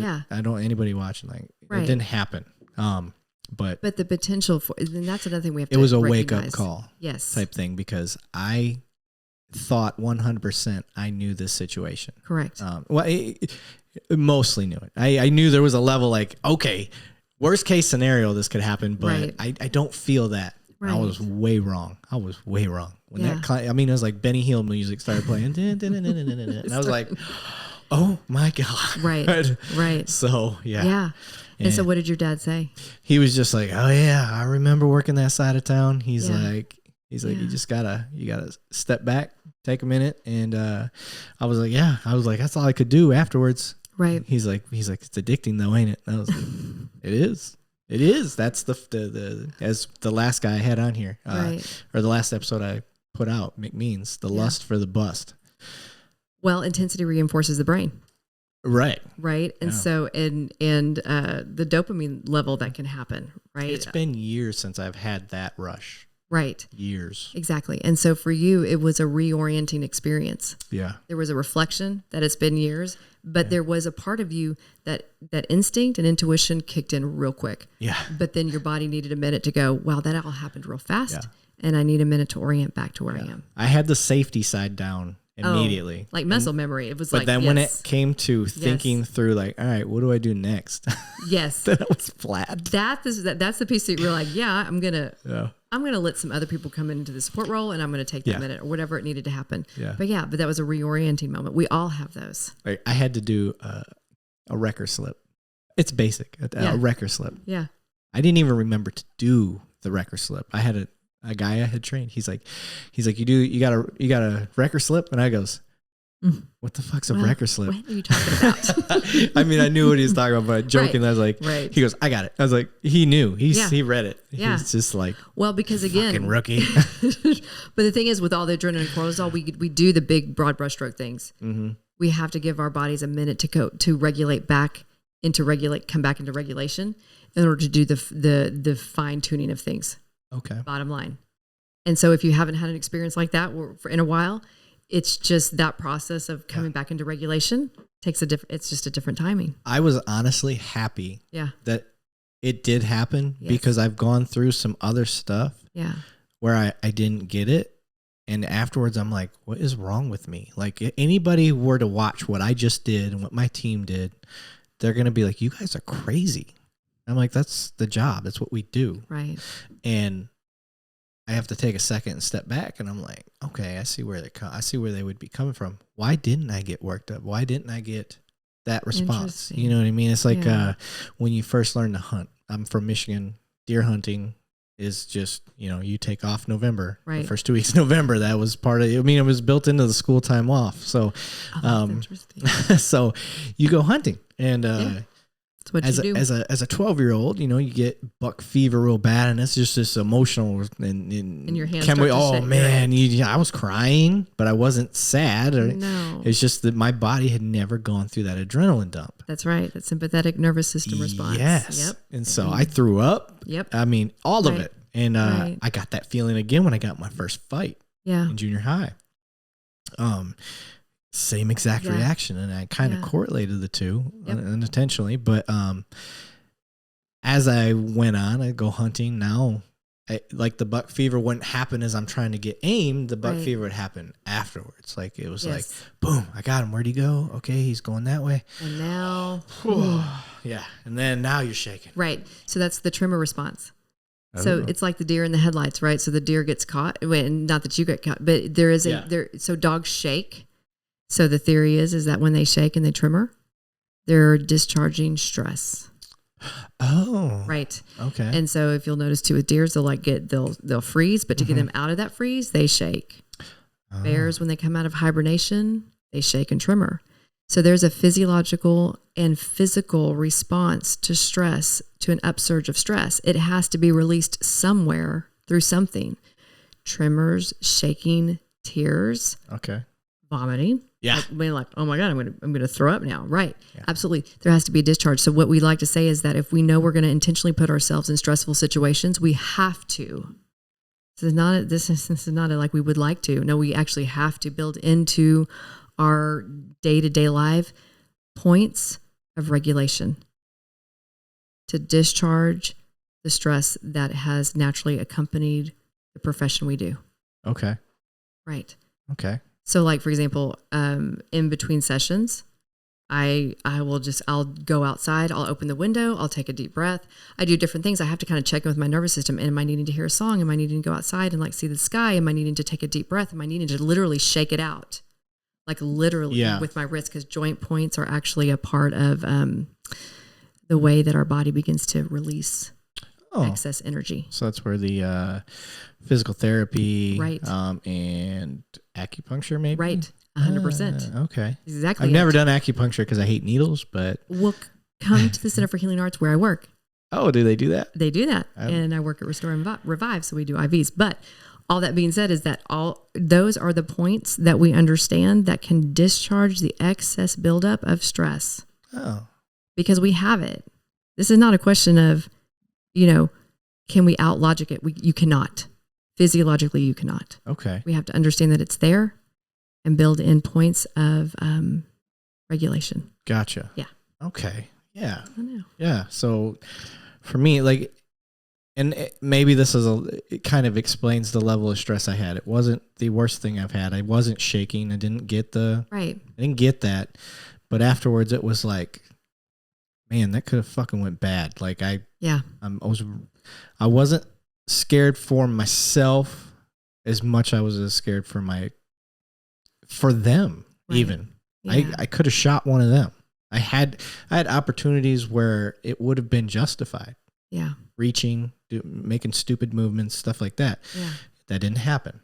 And I'm glad it didn't happen. I don't want that shit to go down. Right. Everybody was cool. There wasn't even a actual use of force. So we were able to use our words and our mannerisms, as I like to put it, to get the response we needed. So all that was great. But afterwards, I was just like, I need to talk to these guys. This was... Yeah, so afterwards you reflected. Yeah. And afterwards there can be another dump of cortisol and adrenaline. Okay. Right? So there's the initial one of actually being in that like physical state of that. Mm-hmm. But afterwards when we reflect and go, this was more dangerous than what I even comprehended at that moment. Right. Boom. Another upsurge. Yeah. Okay. And so there was that point where you had to then bring another kind of a flow of regulation back into it, because reflection will take us back into dysregulation, and especially if it happens back to back to an experience. Okay. Right. So we're just kind of understanding the physiology and our biology. Yeah. That this is why we need an understanding of what's the process that's happening. But absolutely, reflection can take us back physiologically into that state, which is why that episode that has been so profound, the telling of that story took him back into a physiological state. Okay. Right? So reflection is going to do that. Ah. And for you, it was a scenario that wasn't a typical scenario. You had been, it was a surprise. It was something that was way out of the norm. Yes. Yeah. And so there were so many points of reflection for that. Oh, yeah. Yes. We debriefed afterwards. Right. Right. I'm like, all right, I didn't even know this was happening. There's a lot of unknowns, and it's just one of those things. And my team, which, I don't know if they listen to this, they say they do, but they're awesome. And they were like, yeah, we need to talk about it. So we talked about it, and there's never any hard feelings. It's like, there's no rank on the table, any of that. We just like, hey, you fucking did this and that pissed me off, or you did this. That was awesome. We really handled this well, but there was a lot of, this could have went really bad. Right. But it didn't. So. It didn't. But it opened up a conversation to be like, hey, this is what we need to be aware of. And this is what was happening within our dynamic that could have gone either a little bit better. Yes. Or things that felt safer to me than the other things. It definitely has improved us. Immediately. That's it. And so now the fact that you had that conversation. Yes. Is what also that's okay. So rupture and repair is actually what creates resilience. That's Dr. Ed Tronick's work. Yes. All right. That you actually need ruptures, disconnects, moments where we're not on the same page, because it's in the getting back on the same page and repair through those kind of conversations that increases your resilience. Yeah. Yes. You learn from your fuck ups way more than you learn from your just automatic successes. I think Dr. Ed Tronick should say it like that. I think so too. I would buy that book. But that is the truth. So that's the moment where you took that experience. Yeah. And because you had the conversation about it, your body was able to bring in more regulation and connection, and you felt more connected. Oh, team building. Team building. That's right. Yes. So what I would like people out there in my career field to take from this is debriefs. Yes. I actually learned debriefs in the military. And I hated them. I'm like, oh my God, this is so dumb, because we're debriefing over training. We're not even debriefing real world. Can we get to the point? I'm like, just let me go home. So I didn't understand the beauty of it until I got into this profession. I was doing real world stuff. Right. And then I look back and I'm like, okay, they were trying to prepare me for when I did do real world stuff if I got deployed. Yes. But that didn't happen. Right. Fortunately. Signed up during the time of war in 2006. Yeah. I never deployed to 2010. I did my 4 years active duty, thinking that I was going to go out and help fight terrorism and the 9/11 actors and all that stuff. Yeah. And your experience was different. I fought the cows out in Montana and saw a lot of alien activity, in my opinion. Oh yeah. Oh, you just said aliens. I know. Oh, bro, I'm not that guy. But when we were out there, you can see every star that exists in Montana. No doubt. There's no light pollution out there. No, and oh god. So I'll just give this example. Yes. One of the things I saw, we had I guarded nukes, so this makes it even more of a there's some sort of correlation here maybe, because there's been rumors that alien activity UFO activity tends to be around nuclear facilities. Right. Okay. That's one of the things, right? If you ever listen to what was it called? Coast to Coast? Or interesting. There was a radio show that was like real popular for that stuff when I was growing up. It may still be out there. But anyway, that's where I learned that from. Like that there's a lot more UFO activity around nuclear facilities, military facilities, things like that. Well, here I am in Montana in the prairies, and we're responding to an alarm on a nuke site. And a nuke site's in the middle of a field, basically. Right. And it's got a fence around it, and it's really nothing out there. Well, it was a beautiful night. Beautiful. I mean, the type where you just want to be outside. Like a nice subtle breeze. Right. Oh, gosh. Subtle breeze, full moon. Oh, it's beautiful. You can see everything. And, the rustling of the prairie. I mean, it was awesome. And me and my buddy are having a romantic moment. We're on the Humvee. It's turned off. We're just laying on the hood, heads up against the glass, staring up at the stars. It is a beautiful moment. It's a beautiful moment. It's totally against the rules, but that's what we were doing. And we were just taking in the moment. And we're just staring. And my buddy's like, oh, dude, look. And he points at a star. He's like, that star is moving. I'm like, that's a satellite, idiot. So we watch the satellite, and it goes by. And then he sees another one. Like, all right. And that it's normal. Like, right. It's okay. It looks like a star, and it just slowly goes. That's a satellite because it doesn't do anything. It just goes in a straight line until it disappears. I've seen that. Right. I've seen that in Flint, even through the air and light pollution. And then I see one. I'm like, oh, I got one, and I'm watching it. I don't say anything to him. Because we just pointed out 3 or 4 of them. We're looking for shooting stars is what we're really looking for. Yeah, let's be honest. And I watch it and I see one right behind it. And it's kind of catching up to it. I'm like, that's weird. I don't say nothing. And then this one changes directions. And this one starts it doesn't follow the same path. It cuts it off. It's like starting to try to cut it off. That doesn't. That's not the satellite's path. So now I'm like, look, Ronnie, look, and I'm pointing, and he sees it. He's like, yeah, I'm looking at it too. I see it. And I'm like, watch it. And I'm like, dude, that's not a satellite. They're not supposed to. No, they're not supposed to. They orbit. That's what they do. Correct. I'm like, so I'm Air Force, so I'm smart. I know this stuff. They orbits. We got the Space Force now. So, I see it do this, and it had just enough lead, and they followed each other and they changed direction, and it was like it was doing this they were in tandem, like it was trying to get to the other one, and they got out of view, but that was my UFO experience. But it looked like how you would see a star or a satellite out in the distance. It wasn't overly bright. It didn't it wasn't a planet where it kind of had a reddish glow and changed colors and stuff like that. A little bit more subtle, however intense. Yeah. It was the first time in my life. Like I kind of went statistically. I'm like, all right, statistically speaking, there is billions of, more stars than we can count. There's all these solar systems. Statistically speaking, we can't be the only ones. Right. So that's what I leaned on. And then after I saw that. And when you saw that, you were like, this is an experience I will never forget. Yeah. And I wasn't drunk. I wasn't on anything. Just somebody a romantic else, moment. Yes, somebody else was there and saw it with me, so I knew I wasn't on crack. And so I'm like, dude. And I remember when we got back, finally, like, do we even tell our friends? Like, do we even tell our co? Oh, we did. Yeah. Yes, I was like, do we tell? Like, we were having the conversation in the car, like, or in the Humvee riding back. Do we even tell people? He's like, they're not gonna believe us, and I'm like, I don't care. Like, it was. I'm going to tell them. Did anybody say that's happened to me? Well, other weird things. Like, dude, I've seen some weird stuff, like always some sort of correlate or relation to it. Like they're resonating with what you like. This happened to me. And I'm like, oh my God. Okay. Right. So the story becomes fuller. Yeah. Which is why debriefs are important. Yes.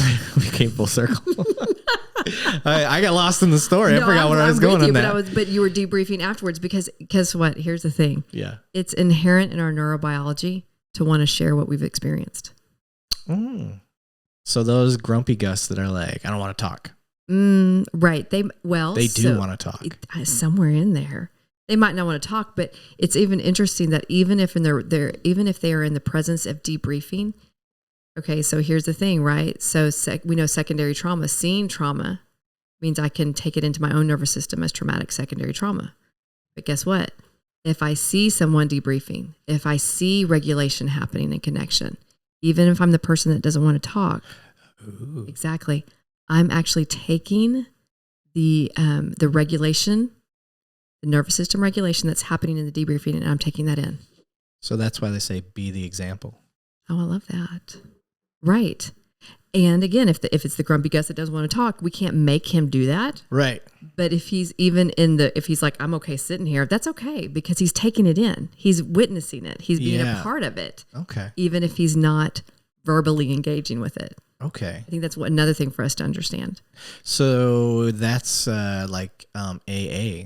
They kind of take that approach. Correct. It's the support group and it's based off the principles and they know that the principles and process works. Oh.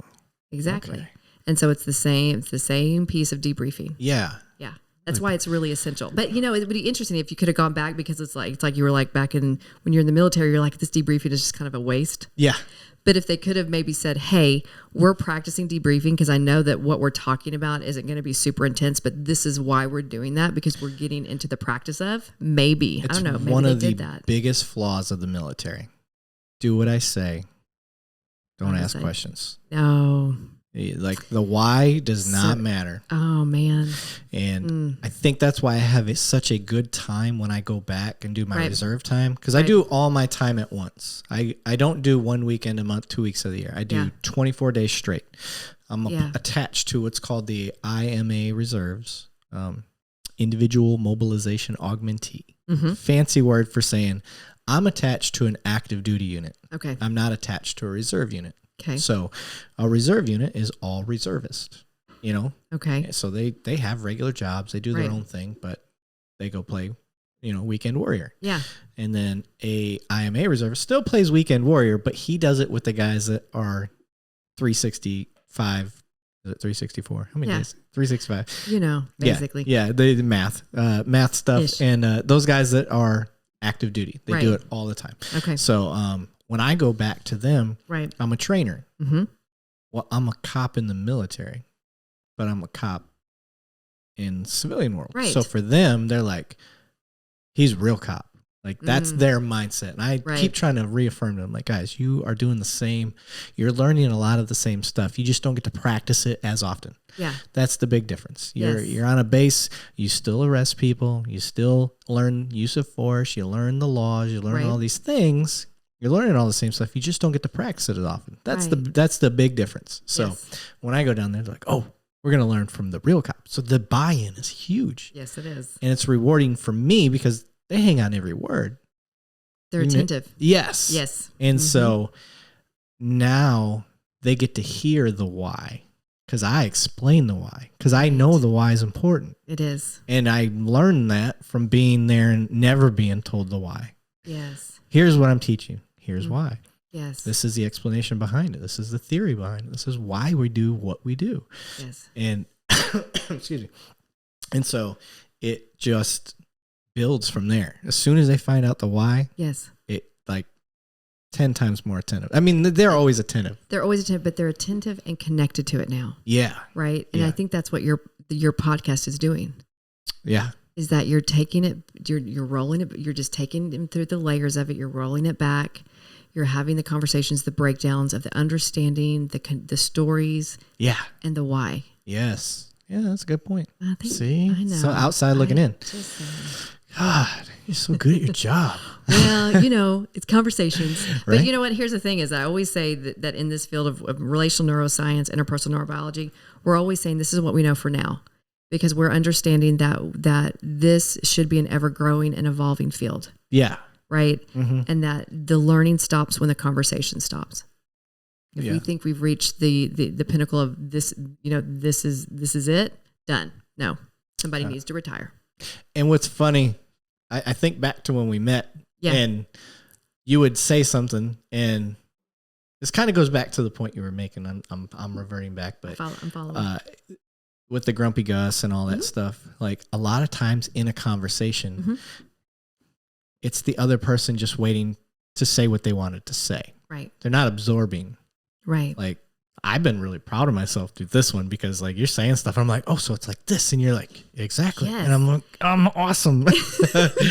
I'm so smart. You're like, I'm understanding why I have this innate wisdom. I get pumped because I understand it. Exactly. I'm not I get it. I wouldn't be able to do your schooling, but just being able, it's like hearing a neurosurgeon talk about something, Yeah. But it's like but it's exciting because you're like, this is why I'm doing it. I had an innate wisdom. Yes. And I connect to that. Yeah. Yes, yeah. So, totally. But when we met and you would talk about something, and I had somebody brought up the podcast before I even brought it up to you. Like, it might have been Gerald. Like, this is Levine. He does this podcast. And I was like, yeah. I don't like leading with that when I meet people.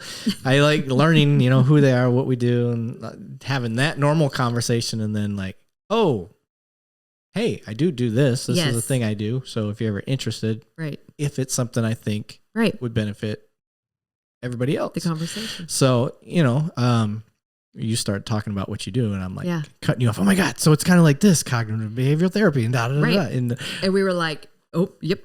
Connection. Yeah. Yeah. So we vibed right away. Yeah. And, after that, I was like, when we were driving home, I was like, I hope she didn't think I was like a crazy person. No. But I just get excited when somebody's on the same wavelength about the same stuff that I am. Cause I'm a cop. So for me to talk about cognitive behavioral therapy, I'm not an expert. I don't know what the hell I'm talking about. But we don't need to be experts to have conversations. And that's the thing that I think people are like, I need to be an expert in order to start this. No, you don't.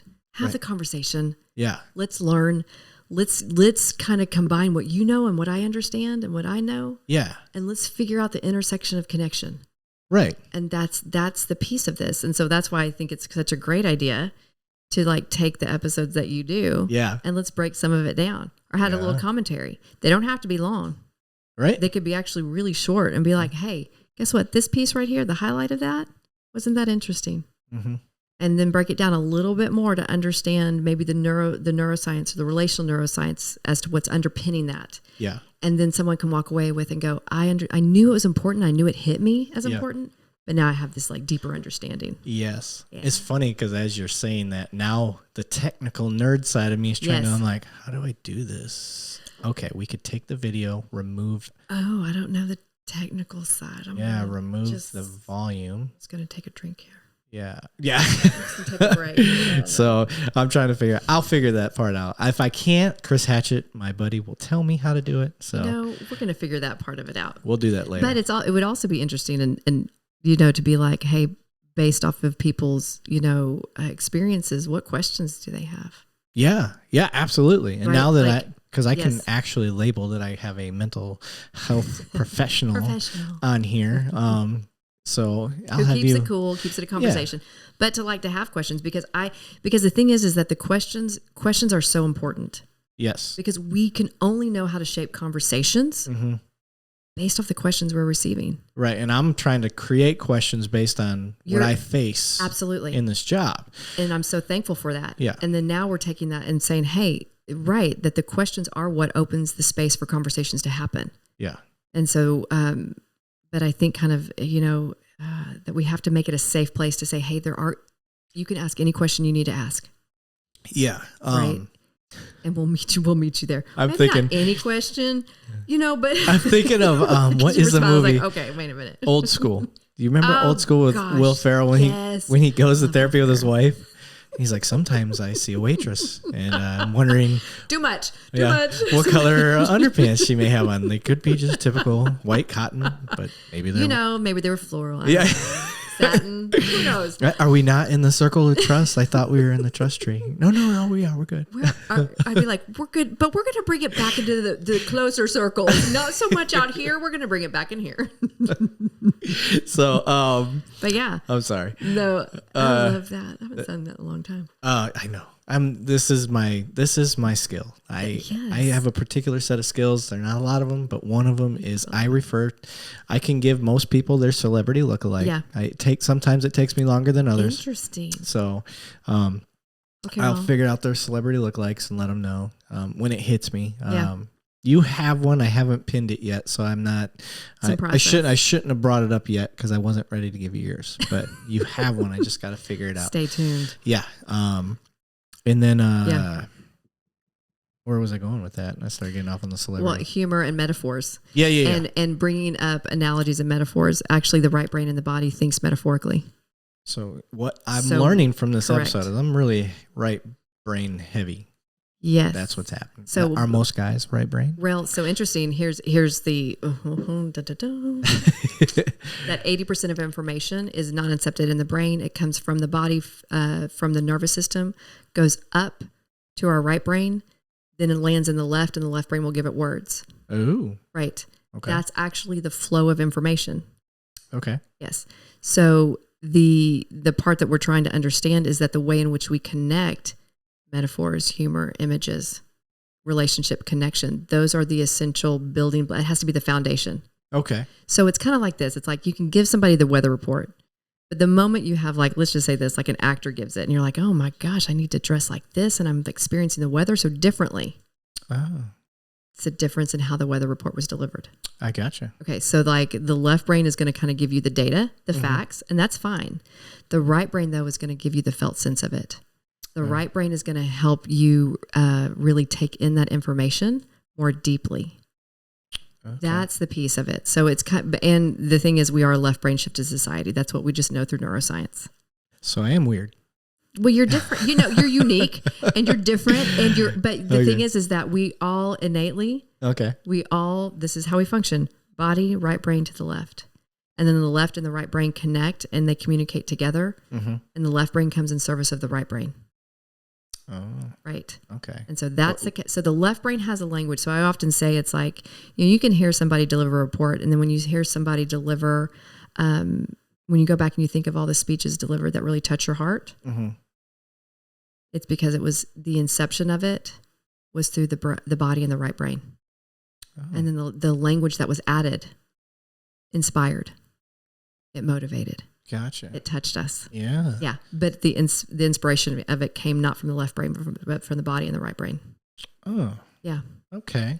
So if we can understand that, we deepen again into our innate kind of knowing and senses.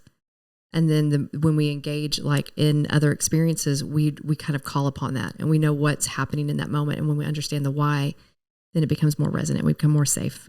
Okay. Yeah. So another question that I have, because we're kind of pushing into this realm now. Well, at least in my head we are. Let's go. We get this part under wraps. We right. understand. Yeah. Okay, I need to get some help. I got these things.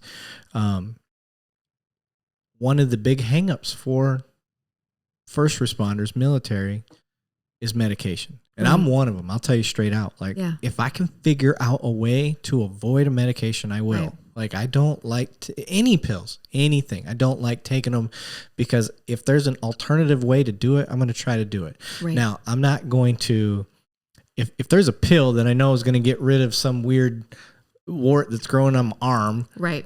I'm going to take the pill. I'm not going to go try to work out at the gym and rub dandelions on it and hope it goes away because I know that works right away. Let's do that. Okay, cool. I will do that. Mm-hmm. But if I'm having migraines and I know maybe going to the gym regularly 3 times a week is going to subside that versus taking migraine medication every day, I'm going to go do that.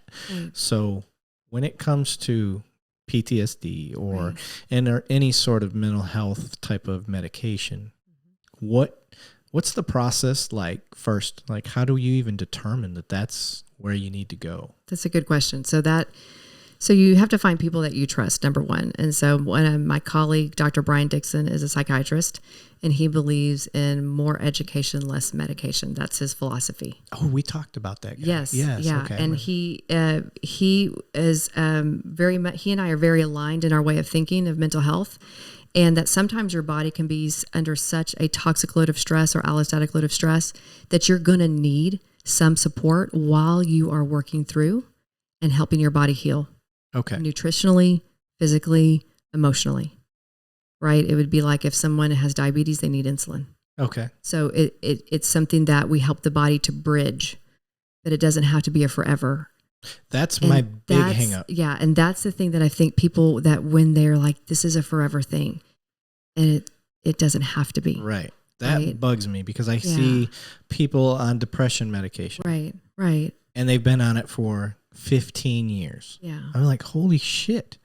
Like, are we trying to heal or are we just trying to cover the problem? Right. And so the here's what we want to do. We want to use even therapy as a bridge, right? And that it doesn't mean this is forever. Yeah. And anybody that's on depression medication, trust me, I'm not trying to, I'm not throwing any shade. I'm just saying, like, I've heard that exact example. Like, they've been on depression medication 15 years. And in my head, like, I'm just being honest with you. That's my first response is like, so I want to get better. Right. So my typical experience, and it's because I have the right colleagues. Yeah. Right. I have Dabney Porter, who's a nutritionist, Kim Perone, who's an acupuncturist, Dr. Brian Dixon. Right. So it is a team. And so what we do is when we're working with someone, we work together. And as they begin to unpack their experiences and their history and through therapy, their allostatic load of stress decreases. Medication decreases. Right. It's because we're meeting you as your body is in its healing process. Okay. So for us, we don't approach anything as this is a forever thing. Right. And I don't know that I've ever heard a doctor say like this is going to be forever. Right. I think that is part of that could be part of the fear that a lot of people have. Okay. Right. Yeah. And it's like it's not. It doesn't have to be. Okay. So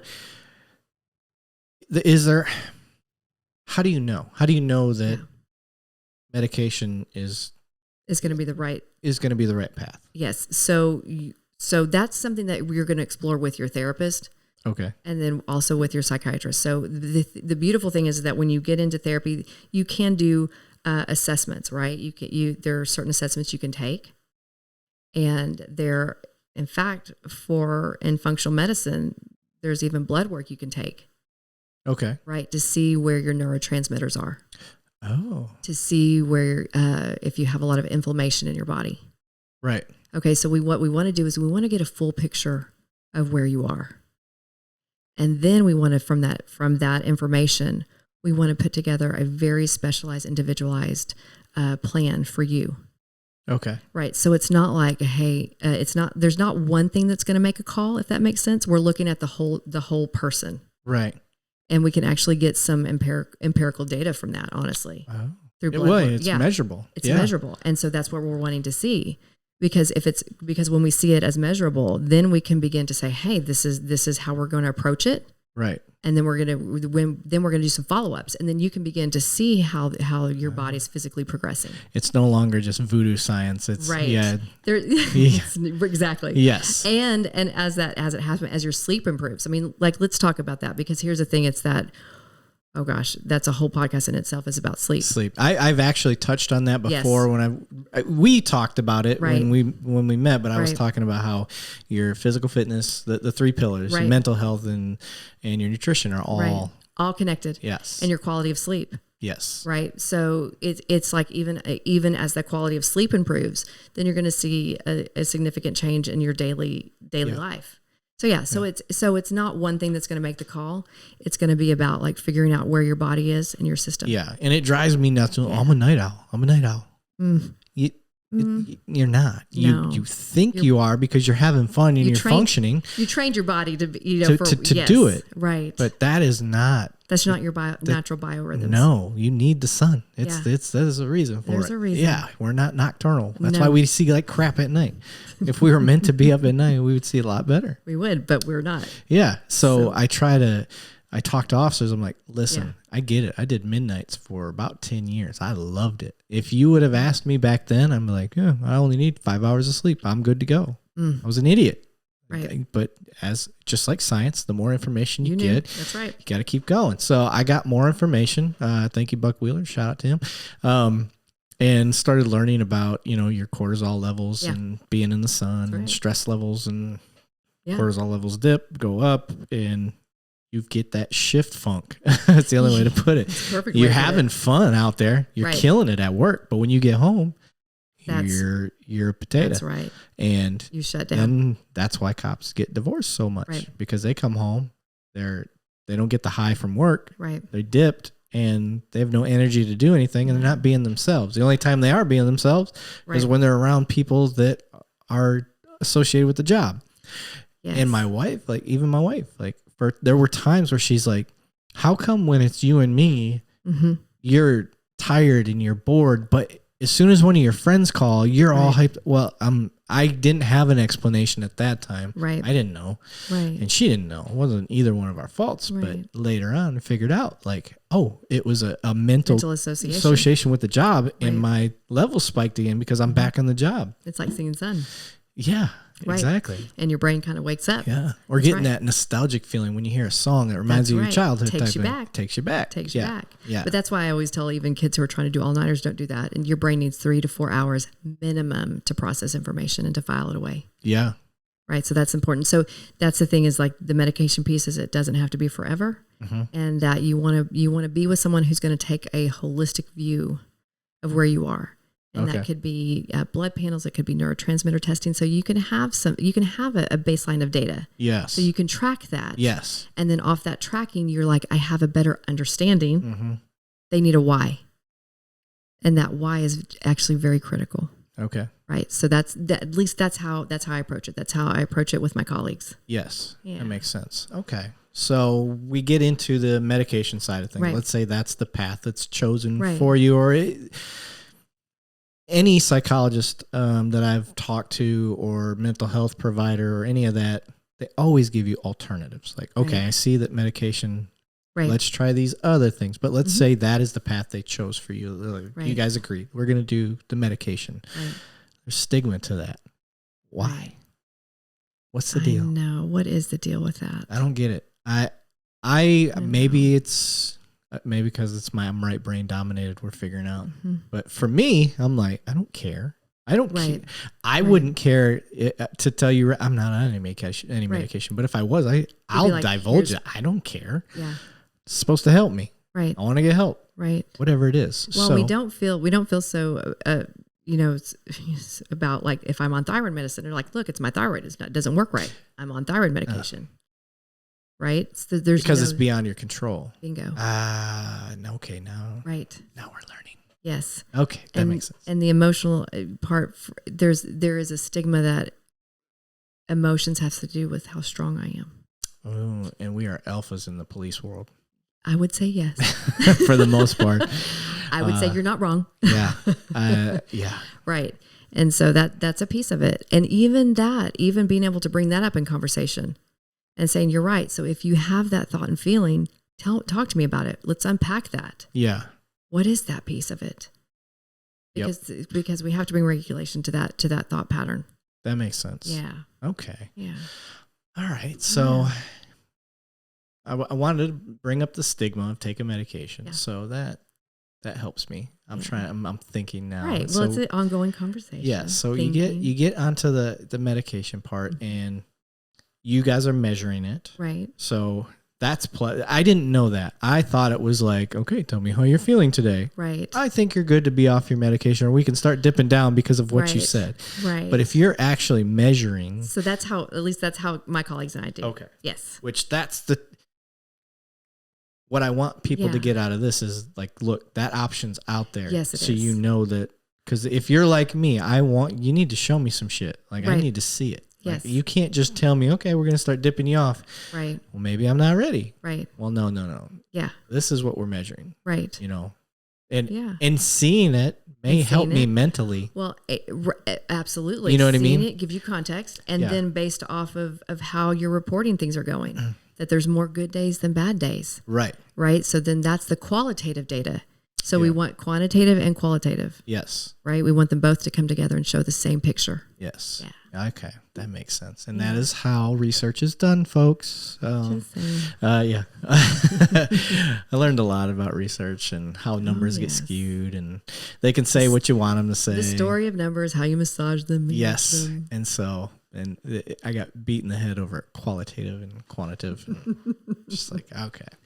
But all right. I think we are at 2 hours and 15 minutes. Lord, I know it flies, doesn't it? Yes, it does. And I do not want to I don't want to there's so many more things that you and I are going to discuss on this show. It's gonna be fun. We could go 3.5, 4 hours easy. Right. But here's the fun thing.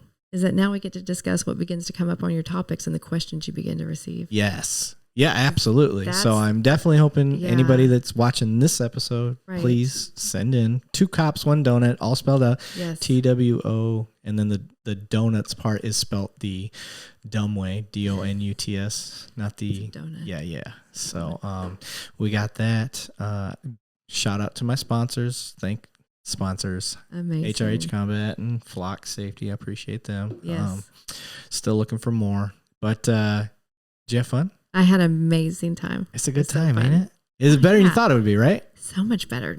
It wasn't stiff at all. No. I told you it wasn't going to be. We had a discussion prior. She's like, is this going to be like professional conversation? How's this going to be? Right. I think bitch vigilance is the one that kind of was like, okay, this is fine. Hypervigilance. Let's get it right. Hypervigilance. Yeah. So, and I think, and this is an honest opinion for anybody in my profession, like to hear a mental health professional be a genuine, real person, you know, and then people, also, you have an Instagram and all that stuff. I don't know if that's something that you're trying to get people on. That's so because I'm a big because the brain and the right body, right? Yes. That we create experiences in life based off of our sensory pathways.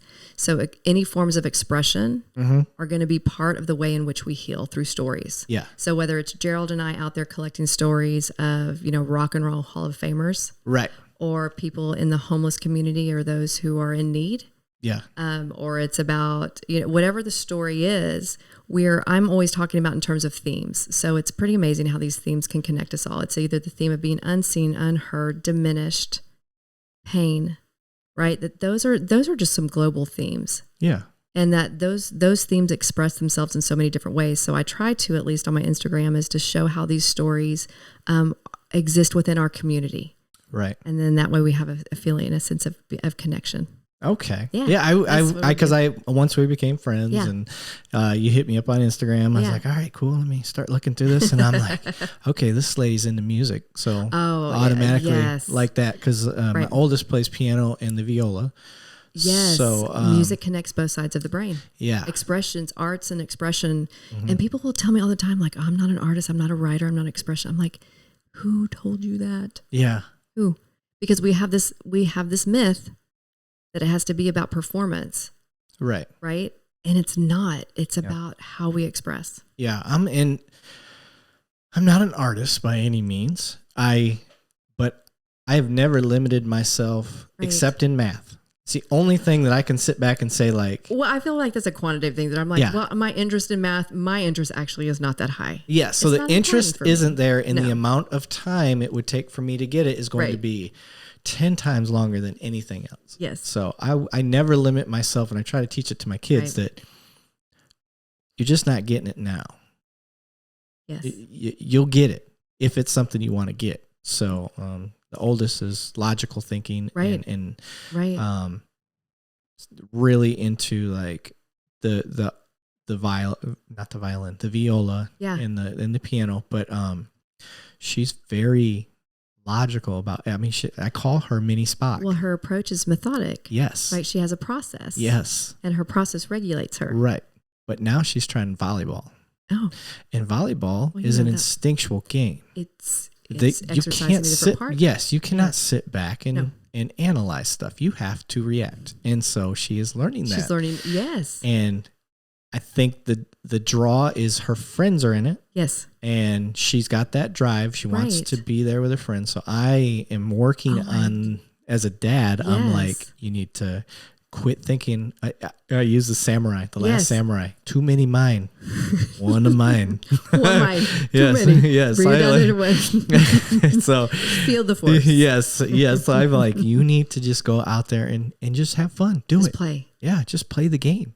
That's it. Yeah. And just in the play. Yeah. And she's finally, it's starting to click. Well, and her playing in an area that she's kind of unfamiliar with is going to actually inform her process and help her grow creatively. Yes. But that experience is very important. What's fun now is I challenge her all the time. I'm like, Daddy likes this song. Figure it out. Oh. Like Star Wars. Obviously, I have a little issue. No. So I love it. It's an homage. Yes. So this weapon is Star Wars based, themed. And so I'm like, play the Imperial March song. Yeah. And she's like, I need to hear it. Mm-hmm. So I play it for her on YouTube. Right.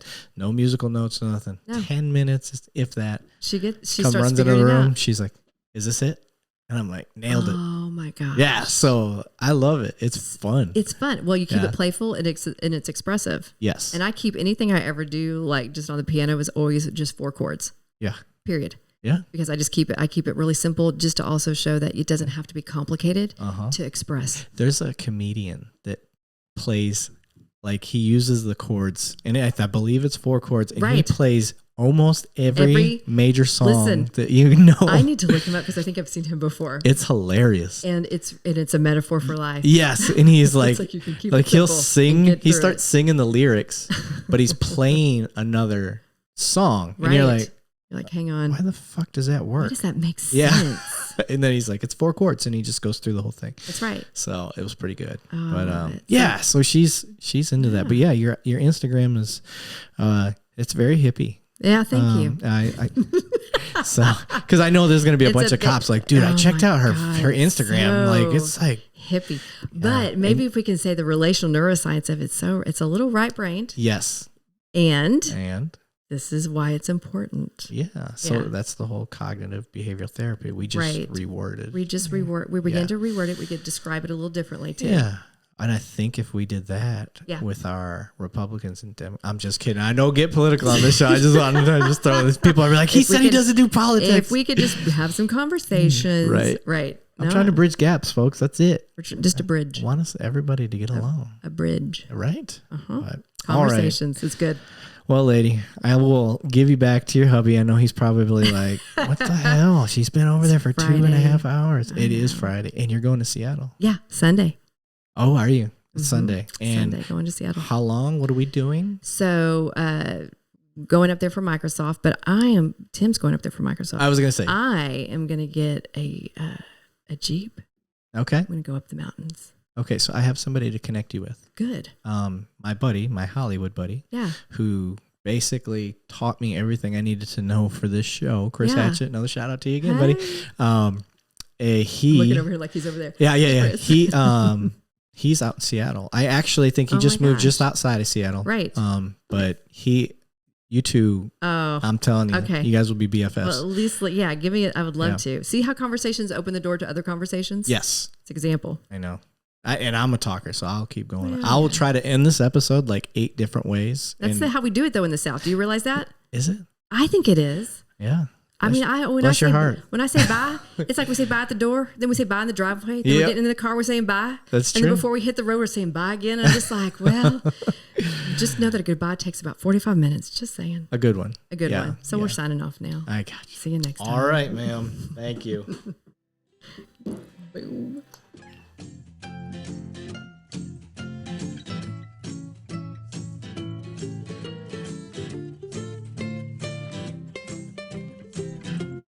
This episode of the podcast has been brought to you by flocksafety.com/2cops. That's FLOCKSAFETY.com/2 and the word cops, COPS. Flocksafety.com/2cops. And I am also announcing that they are releasing a brand new device on October 19th. I can't share any of the details here, but think, what if you could solve gun violence like a drive-by shooting, car break-ins in real time? fights that break out, reckless driving. Well, you're going to want to check out their virtual product launch to find out how this brand new device will help you solve crimes in progress. Register for their virtual product launch on October 19th, and you can use Flock Safety to help you and your agency solve more crimes in real time. That's the bonus part, in real time, guys. One more time, check out flocksafety.com/2cops.